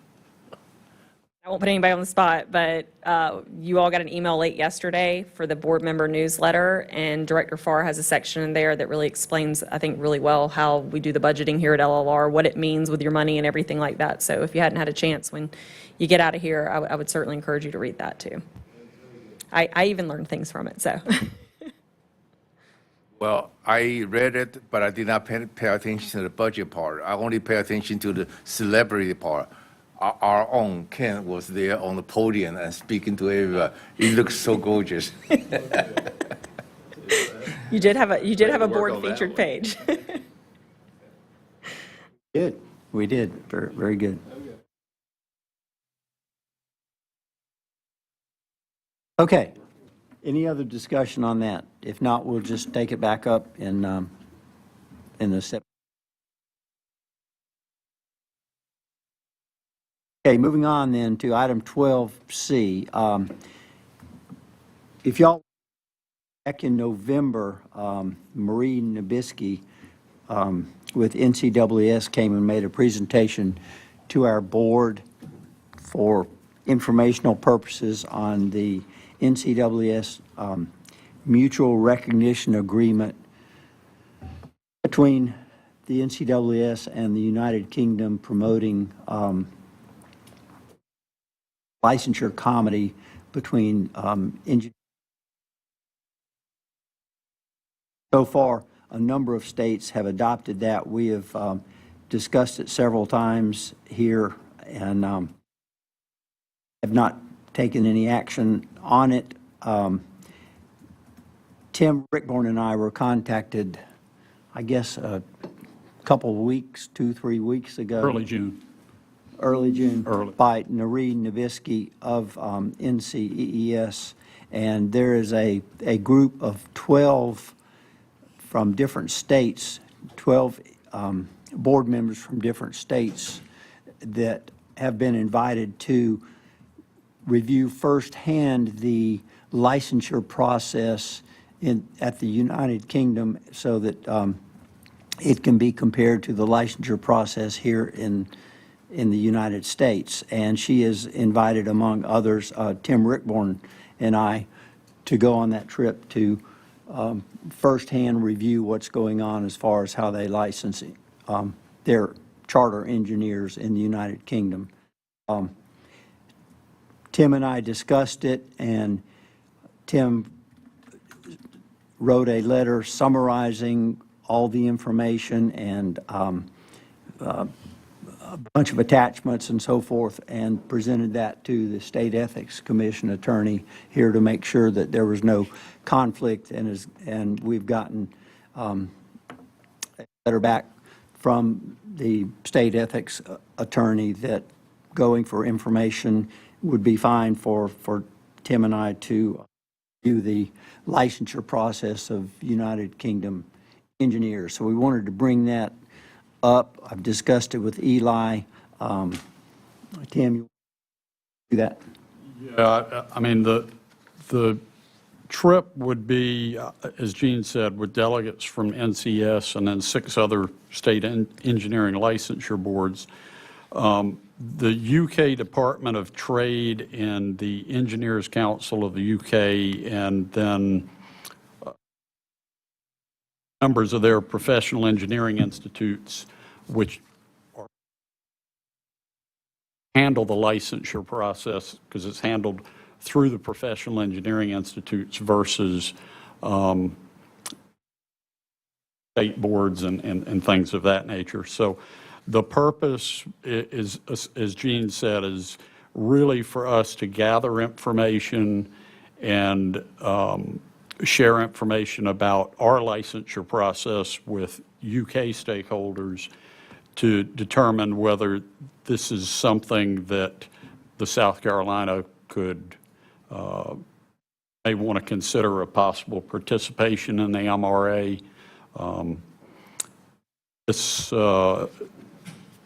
If we were to participate in the MRA, MRA, it would be consistent with the intent of the Memorandum of Understanding that Governor McMaster and UK Trade Minister Greg Hands signed in December of 2022. As far as the meeting goes, it's a 3-day meeting. There's a lot of information sessions, meetings with different people from ECUK and the Professional Engineering Institutes and charter engineers. Ms. Nebeski at NCS has indicated that UK Department of Business and Trade will be funding, organizing, and running the meeting in consultation and coordination with the Engineering Council and NCS. As far as Gene and I have talked, obviously, we would not be making any decisions or commitments on behalf of the South Carolina Board.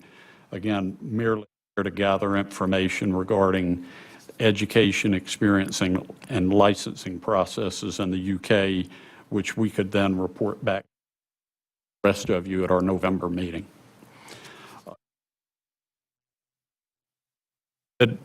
Seek an informal opinion request from the Ethics Commission, and that they see no issues with. Go through a formal opinion request would have taken much, much longer because that has to go in front of the commission, and it take months to get on the agenda. It's also important to note that this is not, if we go forward, if the state goes forward with this MRA, like some other states have done, it's not a one-way street. It's two ways that U.S. engineers would also be allowed to practice in the United Kingdom, not only practice here. So from the state perspective, it's been encouraged. So we think it's important to see how they're licensing people, because it is different. You know, they wouldn't be taking the PE exam. You know, they have a interview type process for licensure, so it's entirely different.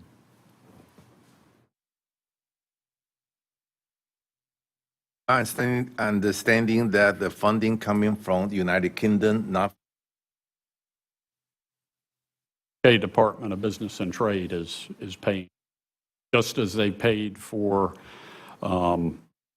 people who participated in similar last, I guess, 2 years. Mr. Chairman, regarding this matter, I'd like to make a motion to authorize Gene Dinkins and Tim Rickborn in their official capacity as members of the SC Board to attend and gather information at the planned meeting scheduled for October in London, England, with delegates from NCEES, other state engineering licensing boards, the UK Department for Business and Trade, the Engineering Council of the UK, and several UK professional engineering institutes. Second. Okay, we have a motion and a second. Any further discussion? Jenkins, I'm going to abstain from the vote. Yeah, I will not be voting either. So all in favor indicate with an aye. Aye. Opposed? Okay, for the record, neither I or Tim voted on it. Mr. Chairman, I would like to make a second motion that Mr. Dinkins and Mr. Rickborn be permitted to accept the funding that is being provided by the UK Department of Business and Trade for the now authorized meeting gathering. Second. Our attorney says we don't need such a motion. So I'll add to that a little bit. So you've got approval to represent to represent the board. That's really what we're looking for in that. Before we book travel yet, though, this still has to go through the agency for approval. So we'll expedite that as quickly as we can so that y'all can get all your travel. Yeah, so the agency will not be paying for the travel arrangements. Correct, but since you're representing the board, Okay. it still has to go through the approval process here. So, but we will expedite that as quickly as we can, but we'll need to, just make sure that they know, especially because it's international travel, that, the letter from the Ethics Commission and things like that. So we'll run that up the chain and get approval, but we'll expedite that as quickly as we can. And in my conversations with Ms. Laster, she indicated it would be a good idea for the board to authorize acceptance of that funding. Okay. So we have a motion on the floor. Is there a second to it? There's a motion and a second. Any further discussion? Again, I'll abstain. I'm also abstaining, but all in favor indicate with an aye. Aye. Opposed? Motion passes with Tim and myself abstaining. Okay, next on our agenda is item 12D. As all of us know, at the NCS annual meeting, there are certain motions that come up that have to be voted on for changes, approved budget to changes in model rules and model laws and so forth. So we often discuss those at the time and make up our minds now then, but is there anything in particular? I guess everyone has had a chance to take a look at some of the NCS correspondence. Anything anyone in particular wants to bring up and discuss? There is two motions I would like to bring to our board's attention. The first one is the financial motion number 8. That motion is for the NCES every 2 years to automatically increase or not increase, automatic adjust the examination fee. The adjustment based on 60% on the consumer index and the 40% based on the actual cost that we sign with the Pearson View, how much we deliver. So that motion was endorsed by the board, by the put out of consent agenda. The reason that got put out because several board members have approached me raising their concern about approving that, because every 2 years automatic adjust, that is kind of could be very petty, because the increase could be only $5 or $10, but they have to keep on adjusting the fees, kind of petty, especially when we are for transferring the lump sum of change to foundation. So we are nickel and dime in their wording. We are nickel and dime the people, but while we are giving out the big chunk of $8 million to the foundation, doesn't seem like our message are aligned. And so on behalf of the board member, I raised the objection, but the board still endorsed the motion, but they put out a consent agenda, so hopefully there will be more discussion. So that's one I want everybody to realize. Another one I want to bring to everyone's attention is the NBA motion number 1. That motion is to have increase the board member for the MBA as a non-voting members. And the board also discuss, and the board did not endorse this motion. The board did not endorse the motion for a couple of reasons. A, it does not make any change for the board function now, because in the board meeting there's always MBA represent. They are non-voting, but they are always, every board meeting, they have MBA already there. And second, a lot of the state, they do not allow their MBA to participate in the organization in that capacity. And so the person available for the post is limited. Although we have totally 69 boards, but they have did some quick investigation. It's only about 20 or 30 of them are eligible to participate. So they doesn't seem fair because every other board member, like be on the board, you have to elect among your zone, which is the roughly have 300 board members. You're picking one out of 300, and now the NBA they're picking much smaller pool, so they don't think that is consistent. And another thing is they raise the potential conflict because the NBA are supposed there to support the board to execute the board's will, but once you get on the board of directors, then the NBA are supposed to be represent he or her own opinion for the betterness of the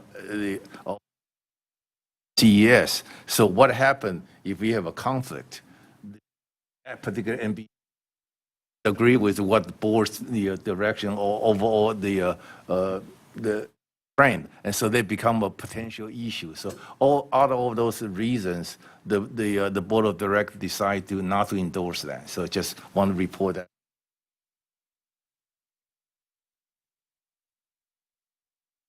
I'm glad you brought up the finance motion 8.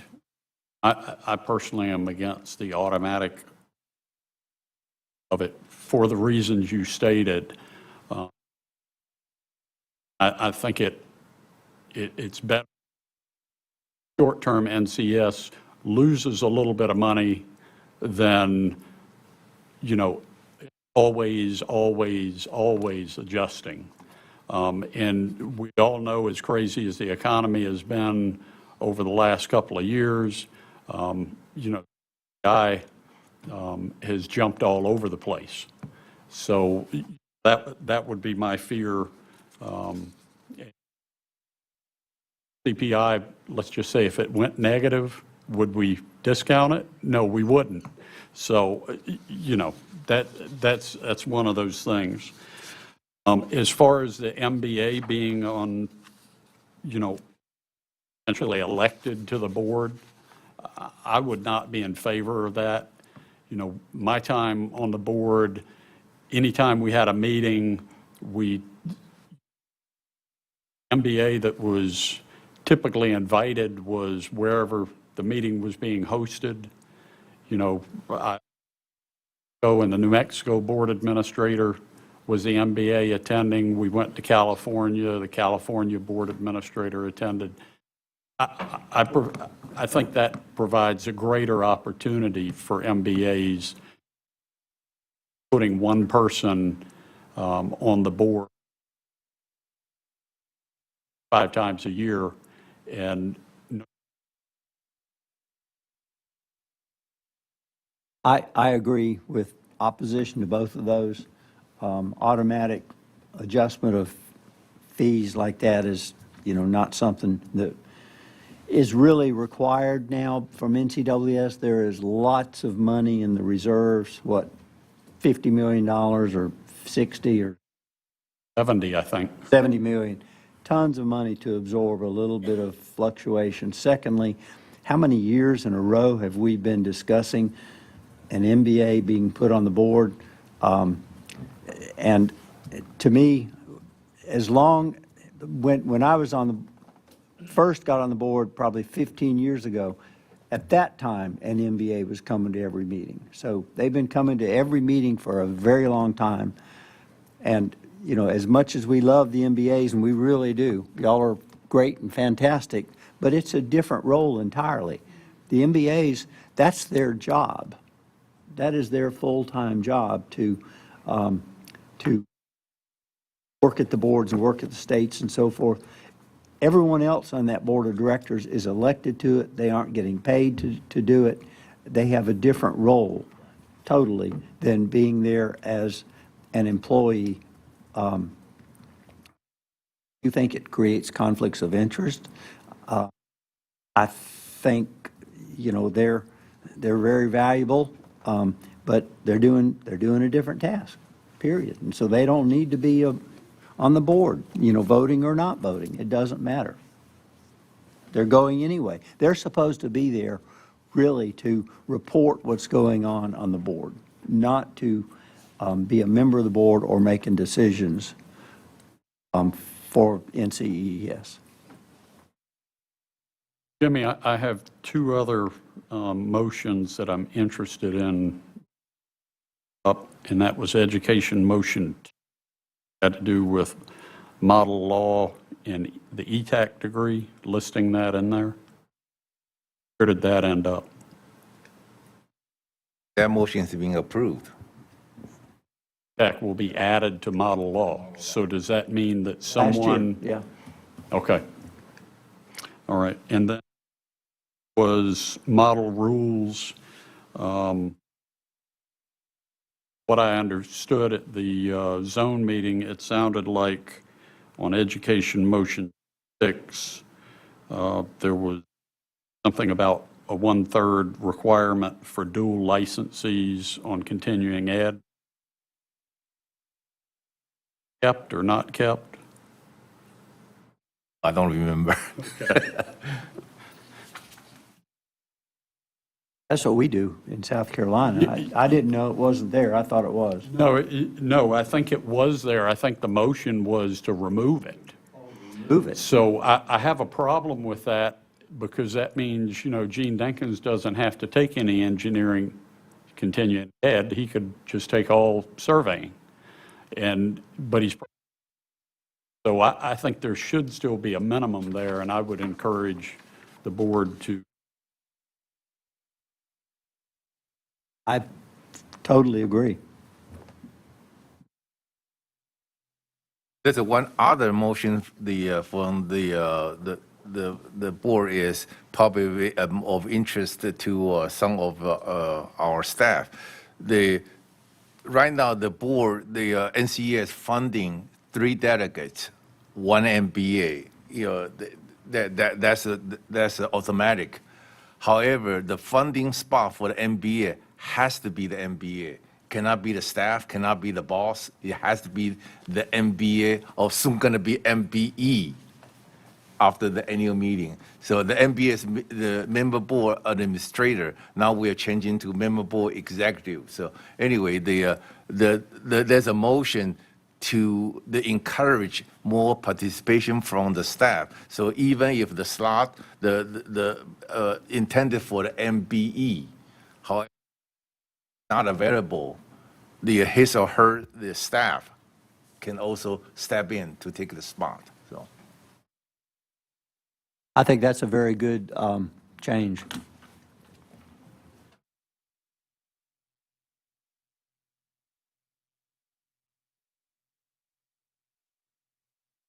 So we don't need to, I don't think we need to make any votes on these right now, but I do think it's good for us to discuss these so that when we get there in the meetings, we at least. Do we need to notify if there's something else that we want to pull that's on the consent? I mean, do we need to notify them in advance, or we can do it right there and then they'll just pull it We at can the do it first right business there. meeting, right? Right there. Before 8 a.m. no, not before. If we have new motion, we have to be before, but we can put any motion during the business session. When they just coming up, this motion, you just say, I want to pull it. You don't need to give a reason, you just pull it. Yeah, if you pull it, there needs to be a good reason because they do expect us to come up and say why we're pulling it. It doesn't always happen. Sometimes motions are pulled and someone says, why did it pull it?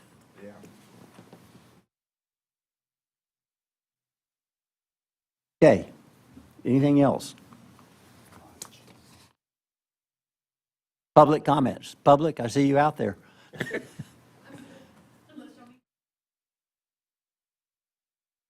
Why don't you come up, identify yourself, and you've got all afternoon. I am Allison King. We had a very successful engineering conference. I wanted to thank y'all for your funding. We had the biggest group of online, we had talked about that at one point. I think I was at 52 when I came to this meeting. We got up to 65 people online. And we had the largest, what do you call it? Awards ceremony. Not that that has anything to do with what y'all gave us, but that we've ever had. So people are sticking around. People are coming next year. We're in Greenville. I just want to say thank you for your funding. And that's all for me. Madison, what we have here, can you give us an update about the 4-year surveying the college program in South Carolina? Yes, so we're working hard on that. So I will let you know, I just found out last week, and I told Gene this earlier, that the Citadel right now is expecting to have a 2-year, I keep saying 2-year, I don't know why I say that. They're expecting to have a minor by March of 27. So we've made some leeway with a minor here in South Carolina, but we're still working really hard. I know that the Citadel, the USC, and CCU, Coastal Carolina, are all kind of, and Gene said that USC Upstate's working on it too. So we're kind of trying to make it almost a competition, because we don't necessarily need more than one, but to see, who can get there first. Right now, our biggest group really interested in this is Coastal Carolina. So they're really, Carla Schuessler is really pushing this forward. She's a legislator, as y'all know. So she's pushing hard. So I think probably, it all comes down to money, but I do think that this is something that we'll see in the next 5 to 10 years. Hopefully sooner, but that's what I'd say. And thank y'all for the letter. Well, USC Upstate has contacted me directly through our office up in Greenville, and they're very interested in getting something going up there.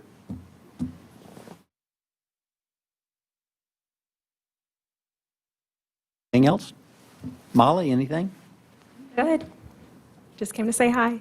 I, Molly, how soon will you be able to relay back to Gene and I about the approval? Lenora will submit the request, and I've already looped my boss in some, so he will review it and determine if it needs to go to the director or not, but a few days, I would assume we can probably get it done. And Lenore, Yeah. you have a copy of the letter from the Ethics Commission and everything? Okay, so yeah, so I think we have what we need to do that. Okay, because NCS has already asked Gene and I to start providing some preliminary information, passport. Things they of that. want it. They want us to provide something to them by Friday. Okay. So, okay. Sure. Ever have anything in South Carolina? Like their big things that y'all go out west, I could help plan that. If they're already in South Carolina, they're in the Greenville area, but we got a lot to offer. And It's on a rotating basis. Okay. And there's a selection committee, and it's been a while since South Carolina's hosted the annual meeting. we've got some good places. I mean, we're very marketable right now. So if that gets to be, I know they probably have their own planners and stuff, but I've got a lot of connections that you can use. They do have their own planners, but as Tim said, it rotates into the zone of the president for that particular year. So it's in, it goes from west to central to northeast to south. And then so that Tricia goes out there and finds, I don't know how she determines where in that particular zone. I mean, it's determined, though, like 5 or 6 years in advance. But, I mean, that's a good thing. You might want to, we reach can out put to you, them, yeah. we can put you in touch with her. That'd be So, hopefully, we'll have somebody here that's going to be in that position here in a couple of years. And, it would be of course, it's already planned, I'm sure, for that. So it would be 4 years after that, again, that we even had an opportunity, somewhere in the 16 states or 16. So anyway, even if it's in the southern zone, there's a lot of places here.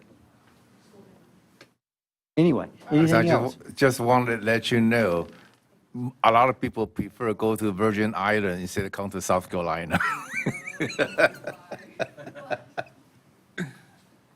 Okay.